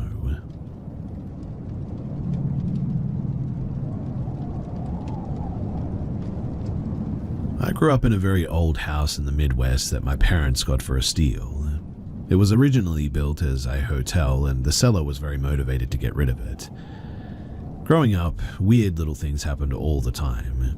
The typical malarkey that is easy to ignore for years and years, footsteps, strange shadows, the feeling of being watched or followed, swearing that you see someone in the room right as you wake up, the room in the basement that chills your blood every time for no reason, the occasional hard-to-explain moments. I moved to the West Coast in my 20s for school and self-discovery, and during a visit from my family, my sister told me that they had met a ghost in the house. Obviously, as you can probably imagine, I was pretty skeptical about that, but my entire family backed her up. She was apparently in her room and her radio had been acting up, so just on the off chance she said, "Okay, if you're a ghost, could you just please stop it?" The radio turned off. She waited a moment and then said, "Wait, if you are a ghost, turn it on." And the radio turned on. After some experimentation, they devised a system of communication apparently. Volume up was yes, volume down was no. The digital readout on the volume was 0 to 30, so 1 was A, 2 was B, 3 was C, and so on. If the radio turned off, then it was a sort of hard no or off-limits question. Through this system, the ghost had explained that he wanted to be called Jason. He had died in the house in 1905 at age 5 when he was sick, and he lived in the house alongside of us with his kind mother and evil father. When they asked if he loved his father, the volume went to 0 and turned off. In fact, he refused most questions about his father. Apparently, he was the cause of the more malevolent experiences that people had had in that house. I was definitely intrigued, and went back home that year to visit for a chance to experience this all for myself. However, when I arrived, Jason refused to interact with me. I would leave the table and the radio would pop on. My sisters would call me back and the radio would turn off instantly. He apparently didn't want to have anything to do with me. As I thought about this, I remembered an experience that I had moving to the West Coast. I had been lying in bed one night when I felt a hand ruffle my hair playfully. I freaked out. I shot out of bed, turned on the light, puffed out my chest, and overconfidently yelled, "You don't know who I am or what I'm capable of. If you try that again, you'll regret it. Don't you dare mess with me." And then several picture frames on my desk flew off onto my floor belligerently. I stayed at a friend's house that night. One night on my trip, after Jason refused to talk to me, I spoke out loud. "Hey, I'm sorry if it was you who I yelled at that one night. I bet you were trying to play or introduce yourself to me and I got scared. I didn't need to be so mean to you, and I understand if you don't want to talk to me." The radio then turned on. "Hey, are you Jason that I've heard about so much?" The volume went up. "Did I yell at you the night before I left?" The volume went up again, and then went back down to a reasonable level. "I'm sorry about that. Can we be friends?" The volume went up again. Honestly, it was incredible. He had introduced himself to several family friends as well. To prove that he wasn't some sort of hacked radio, he would do additional tasks too. He would ring our doorbell, he would push crayons around the table. He even did a really incredible trick for us. You see, while asking about the logistics of being a ghost, he had volume upped that he would travel anywhere almost instantly. To test it, we called up a family friend on the West Coast. This friend put out a newspaper on their kitchen table. Jason then visited them and came back to set the volume to the date of the paper. The radio turned off for a moment, then seconds later it set the volume to 17. The friend said, "So close, the paper was for the 18th. But Jason was not convinced. Volume up, volume down, 17. Volume up, volume down, 17, over and over again. The friend checked again and apologized. "Oh no, he's right. I misremembered. It's the paper from the 17th. Strangely, he refused to answer questions about God or religion. He gave us a few answers that contradicted as well. He told us that he didn't need to sleep, but that he had told my sister a few months earlier that he did. One thing he seemed to know was how long he would be there, though the volume Ouija system that he told my sister he would be around until her 28th birthday, then his family would move on to the next phase. At the time, this was a couple of years into the future, and sure enough, we never heard from him after that. During his time with us, though, he would occasionally visit our dreams too. We would have these extremely realistic dreams where a boy in a white hooded robe would say hi to us, ask to play hide and seek with us, or ask us questions about ourselves. Then he would confirm with my sister that he had visited us. He used the radio primarily, but in the final year he got a bit better at manipulating other electronics too. He could make printers print messages. He could manipulate televisions. He even sent us texts in the last few months. My mother had texted me, "I see you, haha," when I was back in the West Coast a couple of years after all of this. I texted her back, "Did you come out here to visit? Where are you?" But she was confused. She said that she was in the Midwest at home, and her phone had no evidence of sending a text with that message to me. I texted back, "I think Jason sent me a message. Hi Jason," and I got a reply, "Hi" again, not from my mum. My sister even once got a call with a picture of Obama and the caller ID saying Mr. President, but there was nobody there when she answered, and apparently no callback number. The radio confirmed with a volume up that Jason was goofing around apparently. It was a wild few years with that crazy kid haunting our devices.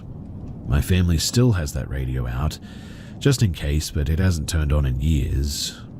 My sister is now well into her 30s, and look, I know that this will be met with a lot of skepticism. Believe me, I understand. Even I was very skeptical until I was able to meet him myself. However, I think it's finally time to share this and to also answer some questions that people might have about it. So, that's why I'm here. If you have any questions, then please do drop them below. Also, here's some answers to some other basic questions that I've received before. So, does my family still live in this house? Yes, they do. My mum and sister are around, and there has been no communication or experiences from Jason or the father since my sister turned 28. Do I realize that Jason is a demon or a lying spirit, a malevolent entity sent to trick me? Maybe. We haven't ruled that out either, but it felt pretty chill, I guess. Yes, I get that that could be part of it, but I don't know. It's hard to say. How did the parents die? It's unclear to us, but I wish we had found more info on them too. Why didn't I record it? We tried, believe me. Electronic recording was interfered with or glitched every single time though. Jason just didn't want to be recorded, I guess. Camcorders glitched, phone video didn't save or seemed to be immediately deleted. Even audio recordings didn't work around the radio when he was active. Did we ever investigate the history or death records of the house? Did a boy named Jason actually live and die there? We did actually. And we did actually find a record of a death of a 5-year-old boy from illness. But his name was not Jason though. But everything else was in line with what he told us, just not the name. How did a 5-year-old know how to read, write, and spell? Honestly, I have no clue. But he could. I personally always figured that he had picked up some tricks in the afterlife, but who knows? Others have theorized that if his family had this property at that time, that they might have been, well, socio-economically at the top of the class back then. He might have received a better education than most kids at the time, but again, I really don't know. Do you expect us to believe this? Where's your proof? I expect that some people will believe and some won't, and that's honestly fine by me. I'm not here to prove it, I just thought that it was a cool experience and I figured that some others would enjoy knowing about it too.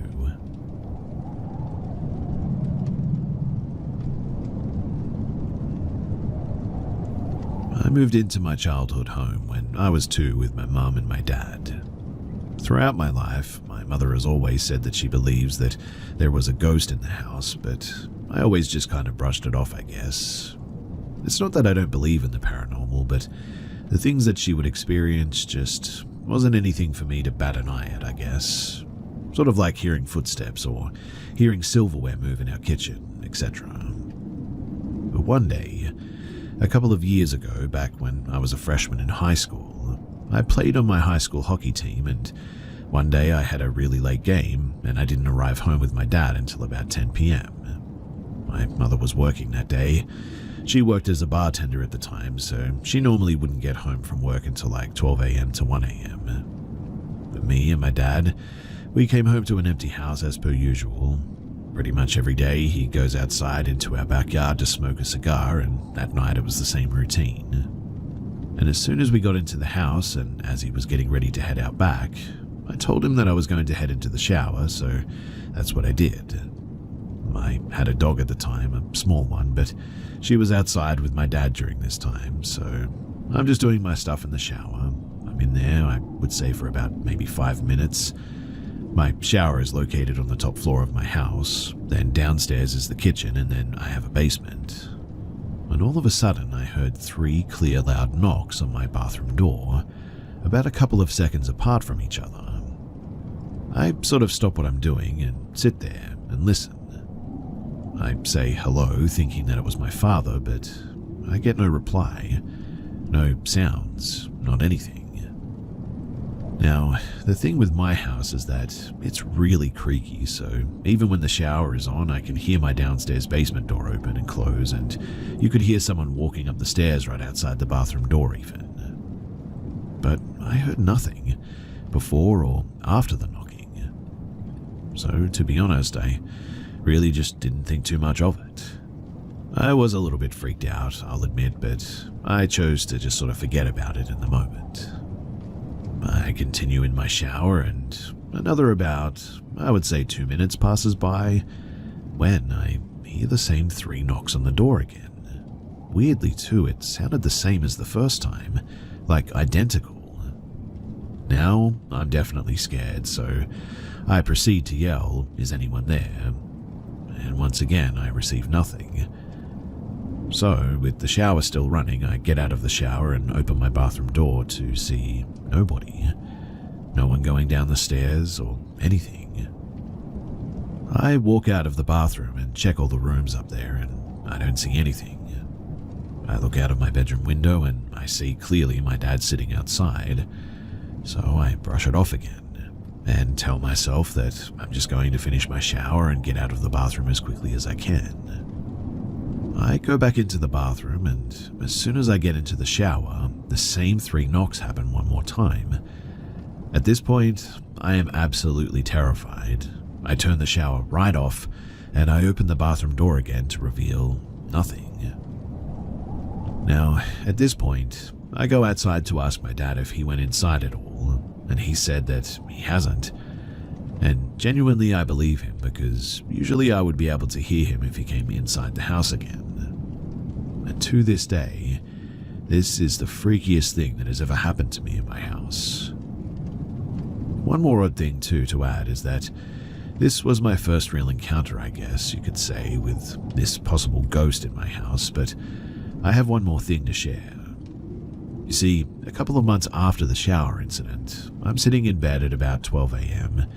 I'd just gotten off my phone with my friends, and my parents are sleeping in their bedroom 2 rooms away from me on the 2nd floor of my house. I'm laying in my bed on my phone, just scrolling through YouTube and whatnot. One side of my bed is directly up against my 2 windows, by the way, and the other side is near my bedroom door. So I'm just sort of laying there, and suddenly I hear a distinct loud knock on the window right above my head. I shoot up terrified and tried to look out the window, but it was way too dark to see anything. One knock, and that was all. Nothing else happened that night besides that. I'm still kind of confused by these weird encounters to this day, and I have moved out of my parents' house about 2 years ago now, so nothing else has clearly happened since then, but after those experiences, I lived there for a few more years, and nothing of that extent happened since. I have heard footsteps and things moving when I've been home alone, but really nothing like that.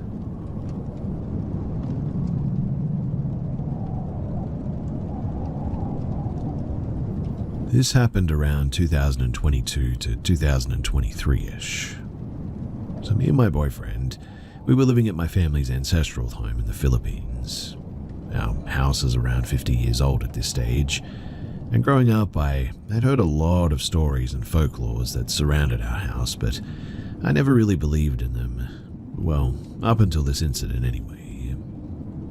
So, it's almost midnight, and my boyfriend was already sleeping while I was watching YouTube on my phone. Our room is a rectangular room, and our bed is facing the windows. My boyfriend was already sleeping soundly while I was watching YouTube on the bed while facing against him. And all of a sudden, he just seemed to get mad at me for being too fidgety and said that he woke up because I was tapping his foot.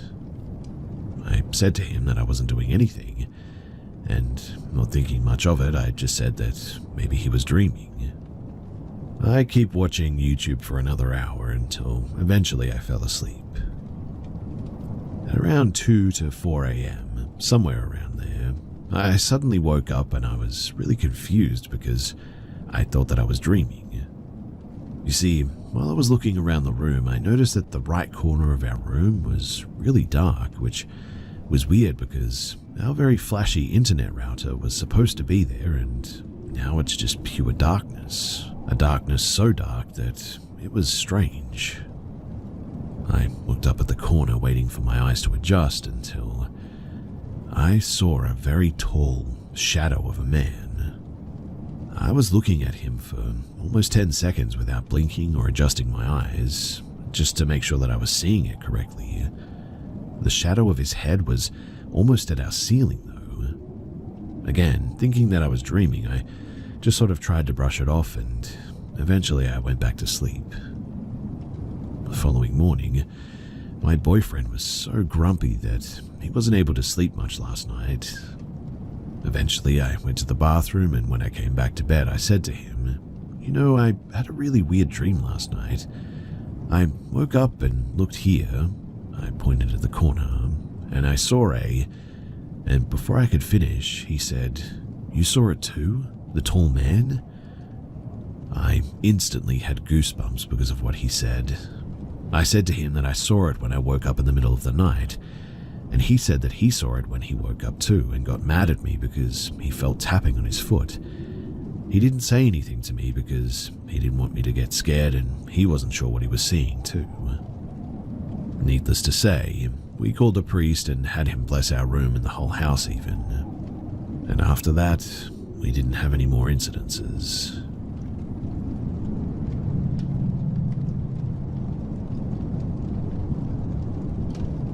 This was about 15 years ago, and it has honestly traumatized me for that long. So I was playing Xbox in my room at night with my window down, and suddenly I got this cold ice feeling in my veins from my head to my toes in a sort of intense rush, and I was rendered completely paralyzed from fear. Literally out of nowhere too, this just hits me in my body, and I knew something was behind me outside my wide open window. And honestly, I had never been that scared in my life, since or even before that point. I knew deep down that I was being watched by something immediately. It felt evil, and I felt in danger beyond words to describe. Finally, I somehow got enough nerve to turn around, and I broke free from this paralyzing fear that was gripping my whole body, and spin around purposely avoiding looking out my window, dive into my bed, it being right below the same window. I hid under my blankets and was listening for anything that could tell me if there was something out there. I was confused and scared about what I was feeling and what was going on. After a few minutes of not hearing or seeing anything, I grabbed the windowsill and slowly peeked over and out of my window to see if I could see anything. At the time, I owned a PT Cruiser. It was parked outside about 15 feet away, directly adjacent from my window. And, to my astonishment, this tall grey thing, it looked like it had a fuzzy-like static that clung to its entire body as well. It stood up and it turned its head in my direction, and it had no face at all, just completely flat and grey. It seemed as if it stood up from a crouched position behind my car. The top of the cruiser was a little below the waist of this thing, so it was extremely tall, and it had really thin arms and legs, and they were long and skinny. I don't remember seeing any hands or anything because I was locked on its, faceless form, looking at me, and this static cloud kind of covered it, and made parts of it hard to see as well. Another weird characteristic was that it moved, and only when it moved it made a sound like rushing wind or a river rushing from a distance, almost like white noise, but really loud TV static noise with a wind sound. When it stopped moving, the sound would stop also, and it was a cold winter night with no wind and no sounds either, so because of that it stuck out and was super out of place sounding. This flat, faceless thing turned towards me, and I assume it was looking at me.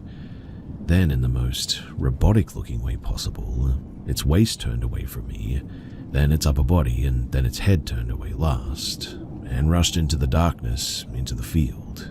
And without skipping a beat in stride, it walked over a 5-foot cattle fence like it was nothing. As I mentioned before, it made this sort of rushing static wind sound the whole time. The static smoke that clung to its body became really static looking and like a heavy smoke. It trailed behind it and slowly fell to the ground and disappeared after a few seconds. It walked until the darkness seemed to swallow it up and I couldn't see it anymore, and it disappeared. The top of my PT was a little below its waist now. I've done some research on words and things like naked slender man is the closest thing that I could compare it to. I know that it sounds crazy, but that's what I did. So, if anybody has seen something like this and can share their experience with me, I would really love to hear it. I've been fruitless in my search for other experiences or sightings of this thing with the same characteristics as mine. So if you have anything to share, then I would love to hear it. This experience scared the heck out of me so bad, and it wasn't until about 3 years ago that I was, for the first time in 11 years since that experience, actually able to go out into that field to shut the chickens in for the night. I just guess I really feel like I'm going to see this thing again, and when I do, that it's going to try and take me or something. I mean, The way that it looked at me the whole time as it turned to walk away wasn't a fleeing type of action. It's almost like it was like, oh yeah, just wait a little and I'll catch you next time sort of attitude as it walked away. Obviously, this whole thing sounds insane, but I can assure you that it really happened, and I know that it's straight out of like a Donnie Darko-like sort of thing, but it was weird, and I'm 30 now and I still haven't forgotten it. I was 14 or 15 at that time, and I still live in that same house to this day.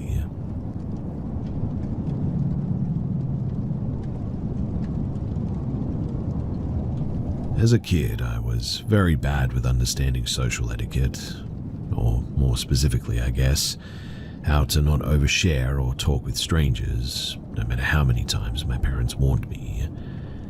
This happened possibly when I was around 8 to 9 years old, and prime for being overly talkative.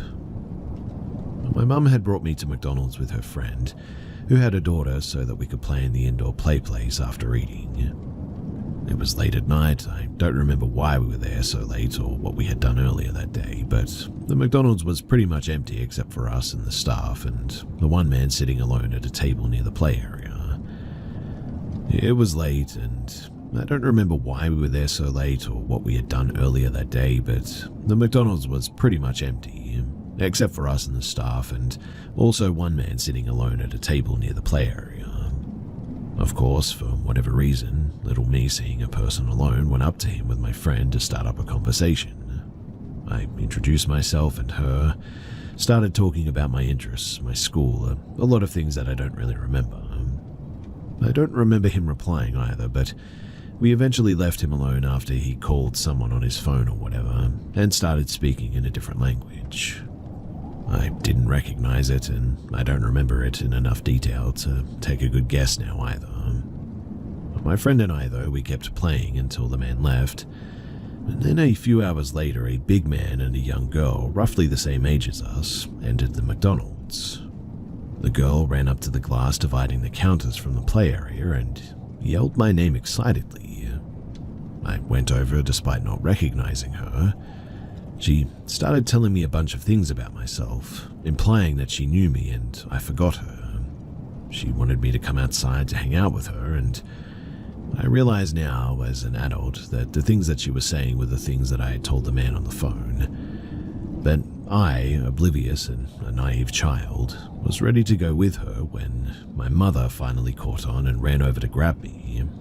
She dragged me out of the other exit to the car, and she was clearly terrified and stressed. I, on the other hand, was confused and was demanding why she wouldn't let me hang out with that girl. My mum wouldn't answer, and she tore out of the parking lot. The man with the little girl got in his own car from what we could see as we left and began chasing us. My mum went down several different roads away from our home until she finally lost them, and I was in serious trouble when I got home. She explained to me that this was most likely a kidnapping scheme, and I really needed to stop telling random strangers so much information about myself. I didn't understand how a little girl my age would be involved with kidnapping another kid, not to mention that I didn't understand the motivation of kidnapping at all either. But now that I get it, this was truly a horrifying situation that I just narrowly avoided, and if it wasn't for my mum, honestly, I don't know where I would be. I could have also potentially got my friend in trouble too, a lot of trouble. So I'm grateful for my mum that day, that she was vigilant, and that I also didn't get kidnapped, and who knows what would have happened.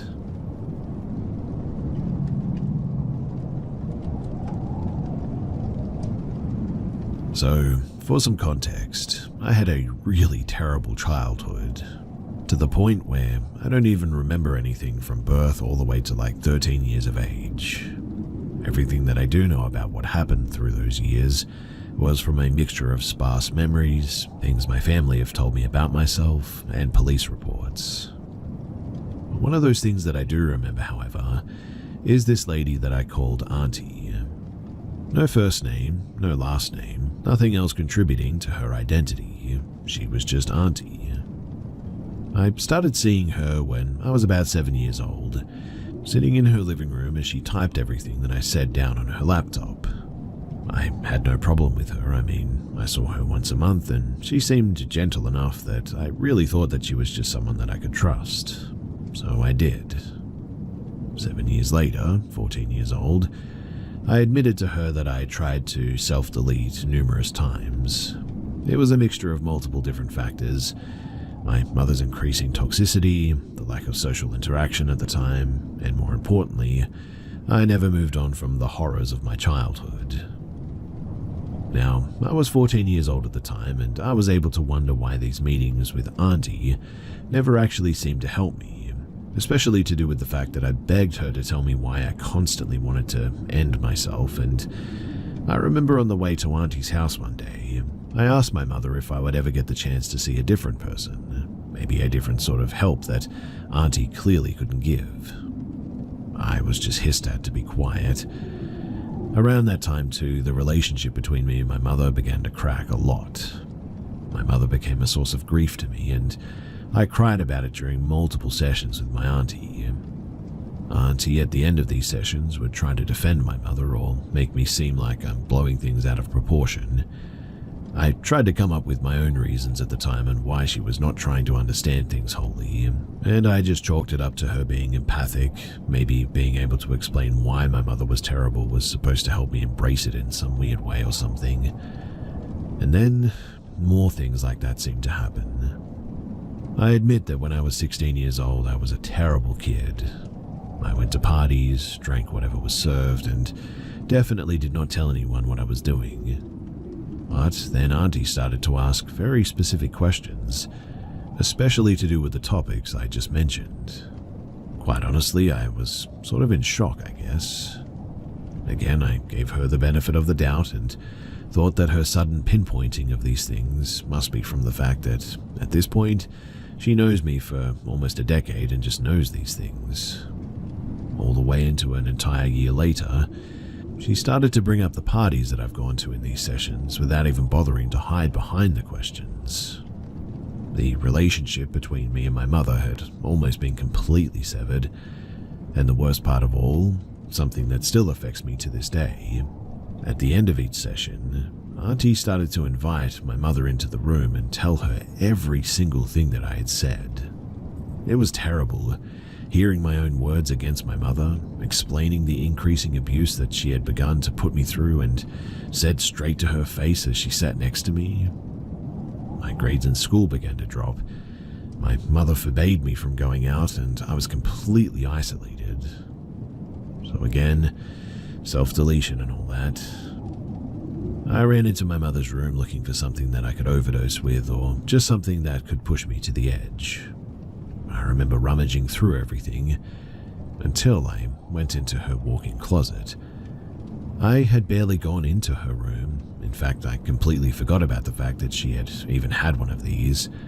But in my crazed state, I just remember running into her closet and looking through every crevice when I stumbled upon a suitcase leaning against the wall under the hung-up clothes. If I close my eyes, I can still imagine it, and it didn't look old, so that was probably what made me decide to open it. And when I did, all I saw was just a ton of papers. The surprise of seeing so much snapped me out of the state that I was in, I guess, and I recall sitting cross-legged on the floor and wondering what the heck these papers were.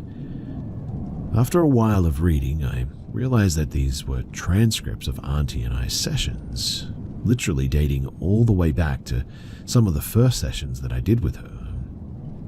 I remember feeling sick, feeling so sick at this. I at least had enough sense to steal a few of the earlier papers to make it less noticeable, and reading through those transcripts just filled me with more and more bitter questions.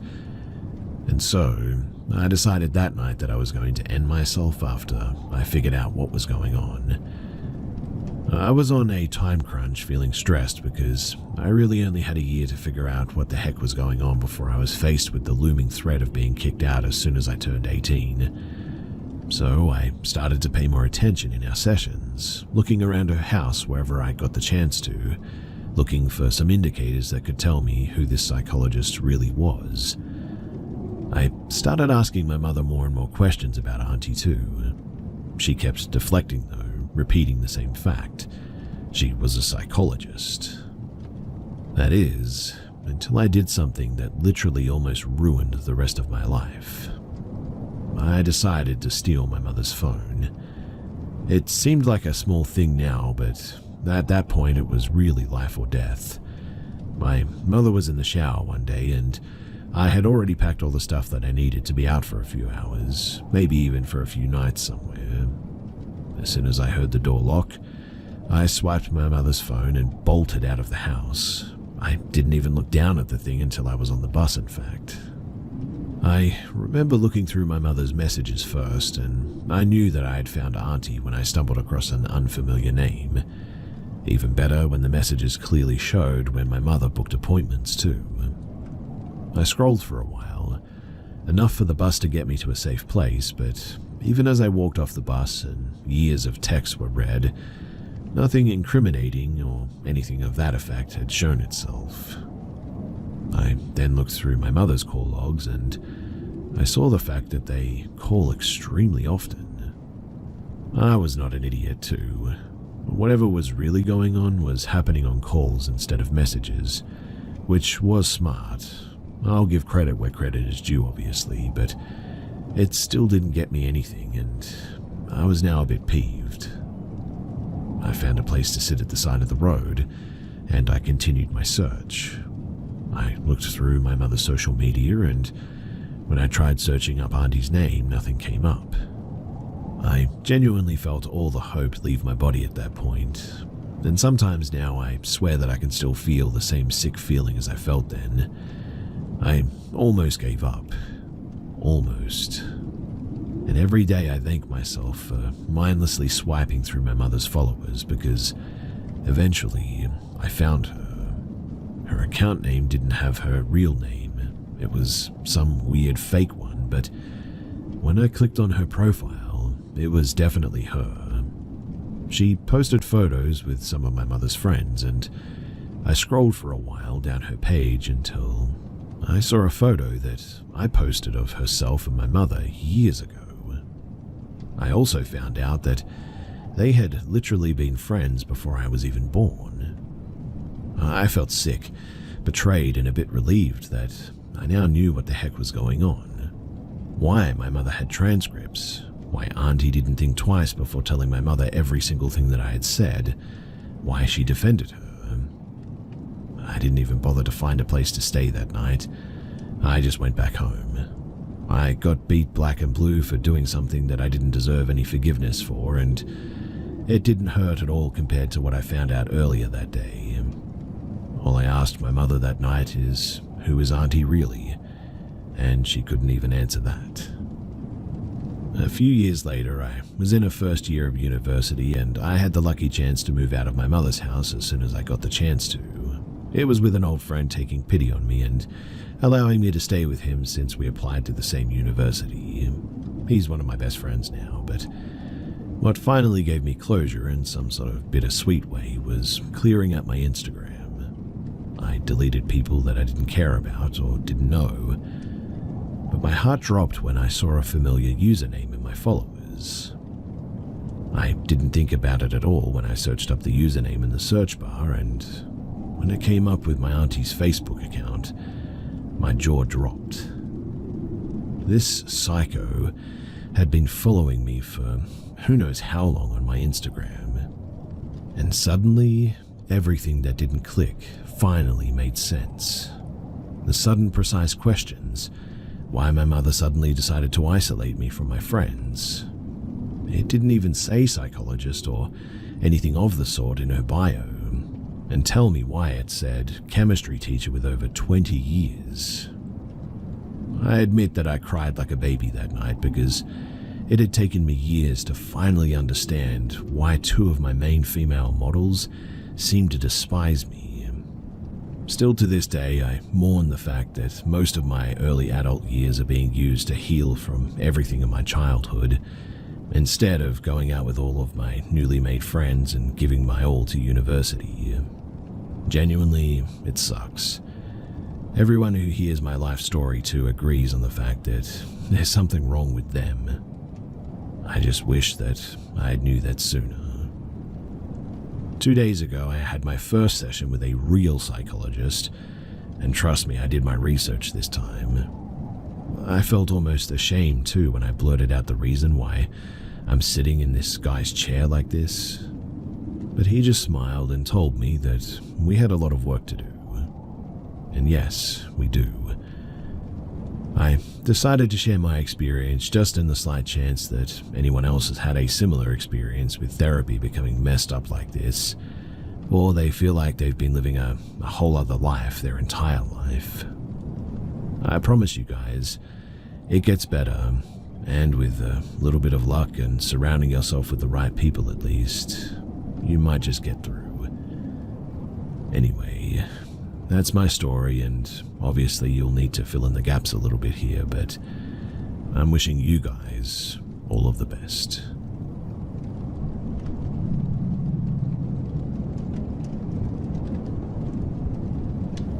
Back when I was 14 years old, my family moved from our home in England to the Republic of Ireland, where we lived for a further 6 years.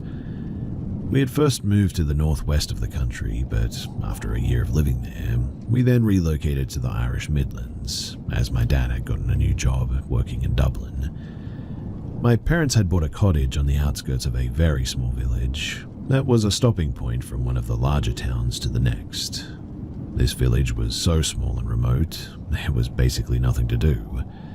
But not long after moving here and taking to exploring the surrounding area with my border collie, Massey, I eventually found a large stretch of bogland containing a man-made forest. Every weekend or half-term away from school, I took to walking this area with my dog, in which I would follow along a railway line used for transporting peat.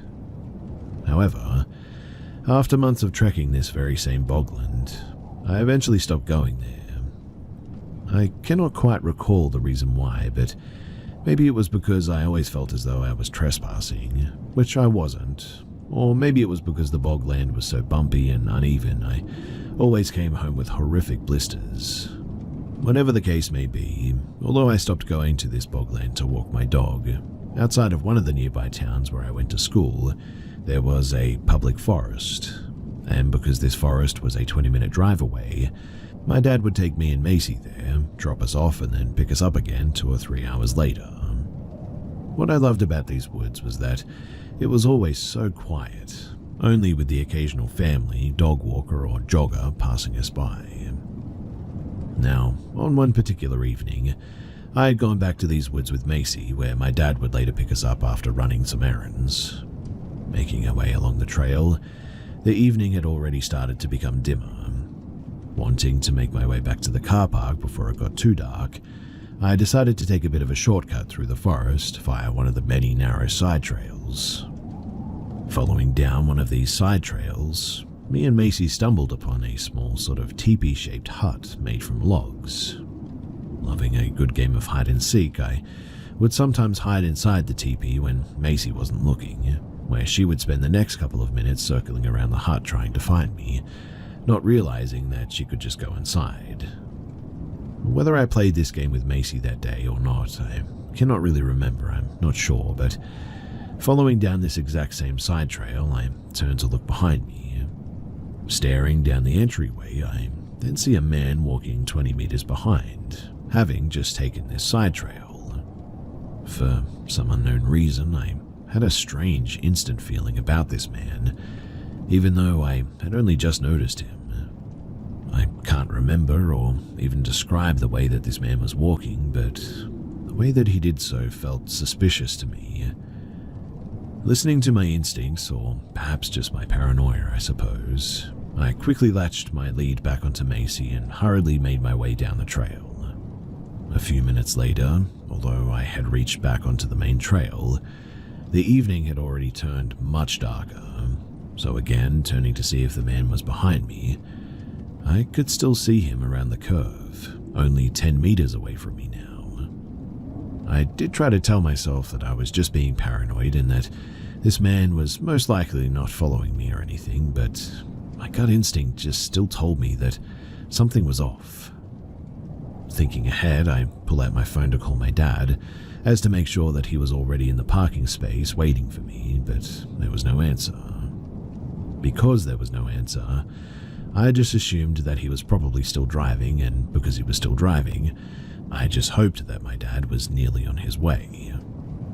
By the time that I made it back to the car park, it was basically pitch black now, and there was just one single car in the parking area, but it wasn't my dad's. Sitting down by a picnic bench to wait for him to come and get us, all I could do was hope that he would be coming soon and that this strange man from the woods was not following me after all. Only a minute or two later, I could hear the footsteps of this very same man approaching through the darkness.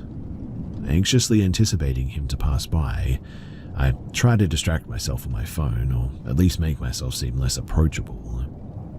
Thankfully enough, the man just walks completely by me. Entering the car park, the man then gets into his vehicle, the only car in the car park, but he doesn't drive away. He just stays there, sat inside of his car with both the engine and the headlights turned on. 20 minutes must have gone by, but my dad still wasn't here. And yet, this very same stranger was. Trying to call and text my dad to say that I was waiting for him, I was met with no answer. While I continued waiting, I tried to rationalize why this man hadn't decided to drive off yet.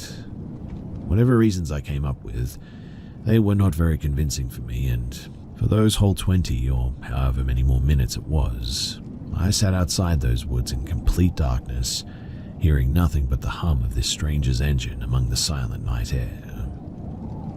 What made this situation even more anxiety-inducing, though, was that my dog Macy had been endlessly whining by my feet, scraping dirt away beneath the bench to make a surprisingly deep hole. Macy was in general a very nervous dog and basically whined at everything, but I don't know, something told me that she too felt as though something about this situation just wasn't right. Thankfully, after what felt like longer than 20 or so minutes, the strange man, already with his engine and headlights on, reverses from his parking spot, exits out of the car park and onto the main road, leaving me and Macy in peace. And although we are now alone, basically stranded outside of a dark forest, I couldn't help but feel a huge sigh of relief come over me. My dad did eventually come and get us, 10 minutes after the man had finally decided to drive off. And do you want to know what my dad's excuse was as to why he was so late? He forgot that he had to pick us up. Now, I don't know if that man really was following me through the forest, although it certainly seemed like it. And I also don't know why he just sat in the car for 20 minutes, seemingly just watching me. But if I had to learn anything from that experience, it would be that my dad can sometimes be just a careless douche. And two, never hike through the forest alone, late in the evening, like I did.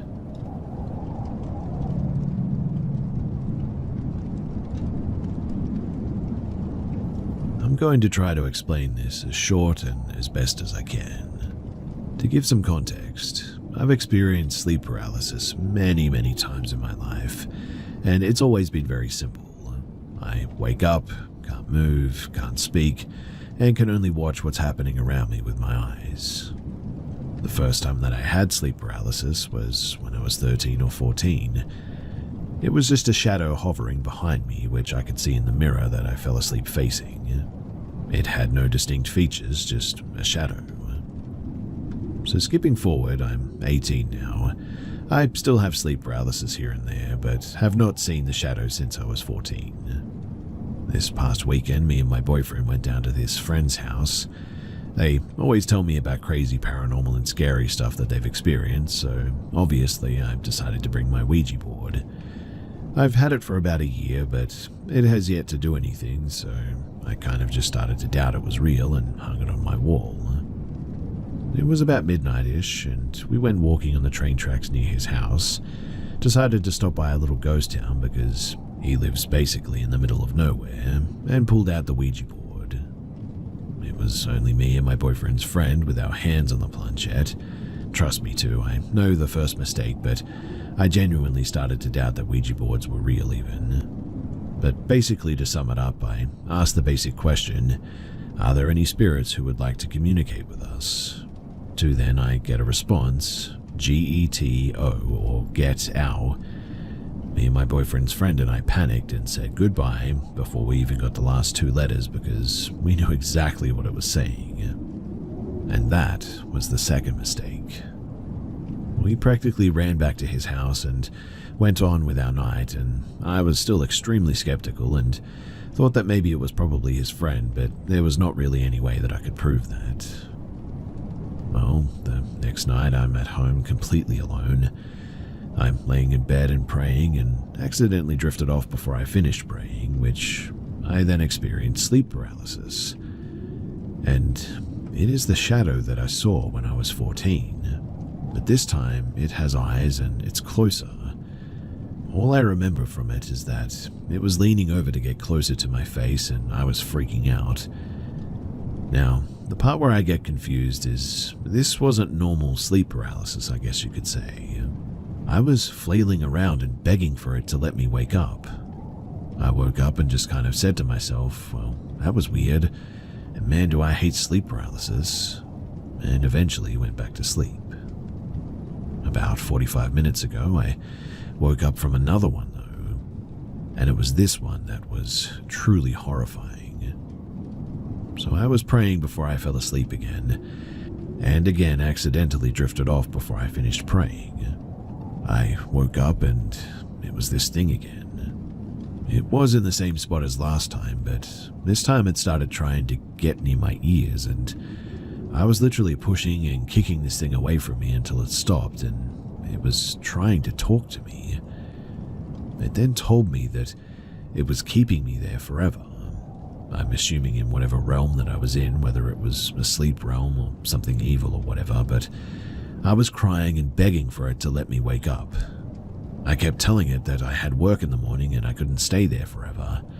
I told it that if it let me wake up tonight, that it could come back tomorrow, and that was when I woke up. And this is where I need some help. Honestly, I'm seriously horrified by whatever this is. It doesn't feel like sleep paralysis anymore, and it felt real, and I was able to move. The only thing is that I don't know if I was moving in real life or just in my head because I'm alone and obviously I was asleep, I guess you could say. I explained this to my boyfriend and he told me that it could be night terrors, but he's really not sure either because since this weekend, he has also been having vivid nightmares, which is a really weird coincidence, right? I really don't know if this is sleep paralysis, a night terror, a very realistic nightmare, or if it really is something evil. I'm just afraid because I told whatever it was that it could come back tomorrow night, and I'm really scared that it actually will, and I won't be able to wake up at all.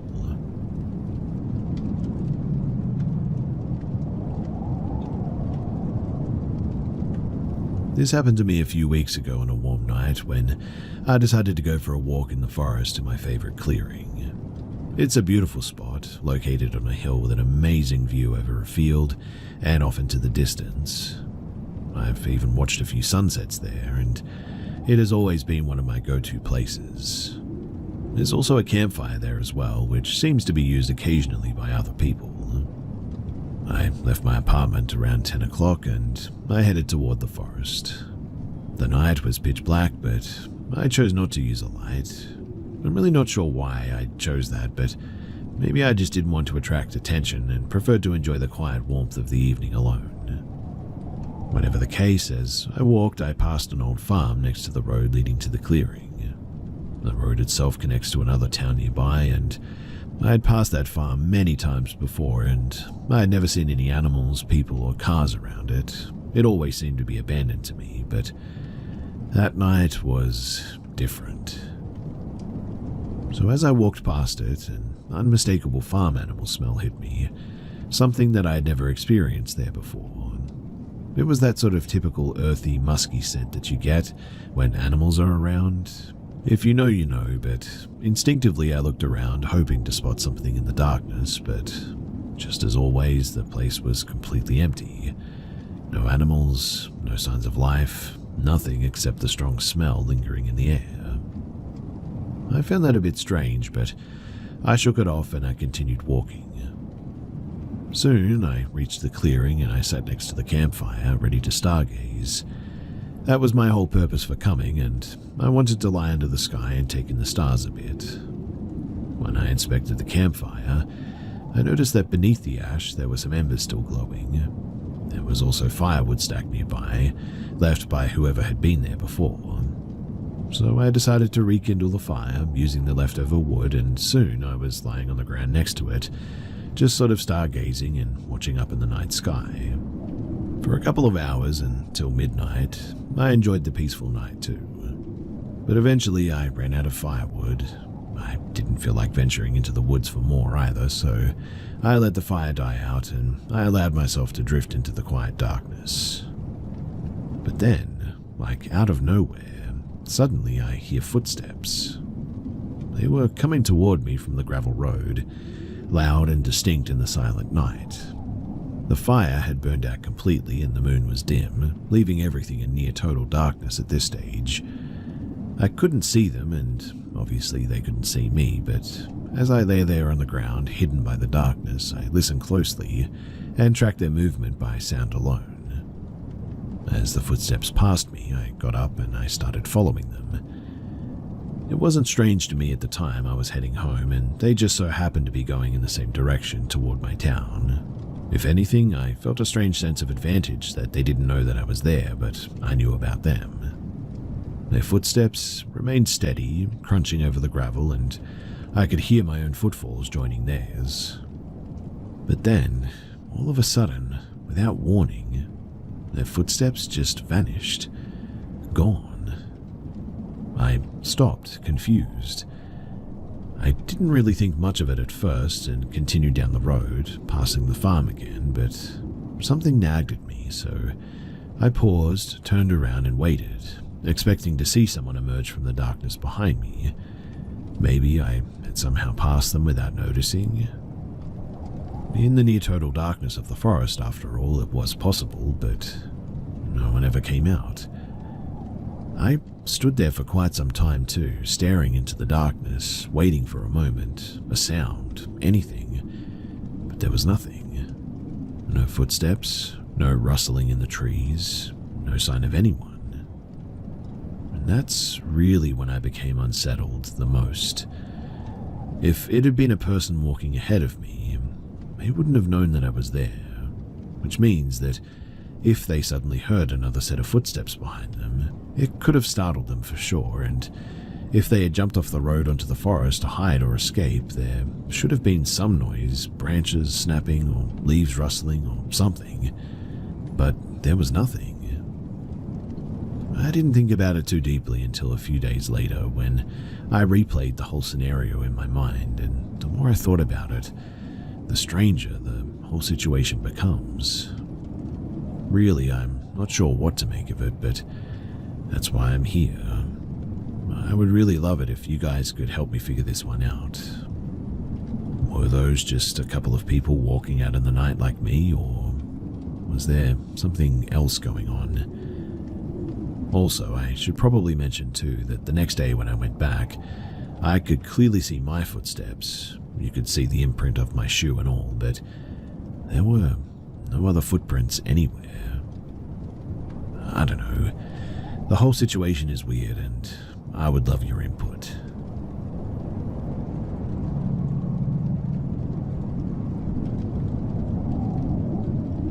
I'd like to start off by saying that this story isn't mine, but rather something that supposedly happened to a friend of mine, whom I have since lost contact with. I had known her for several years when she told me this story, and it was the only strange or paranormal tale that she ever told me. And so, as you can imagine, it's always had a bit of a ring of truth with me.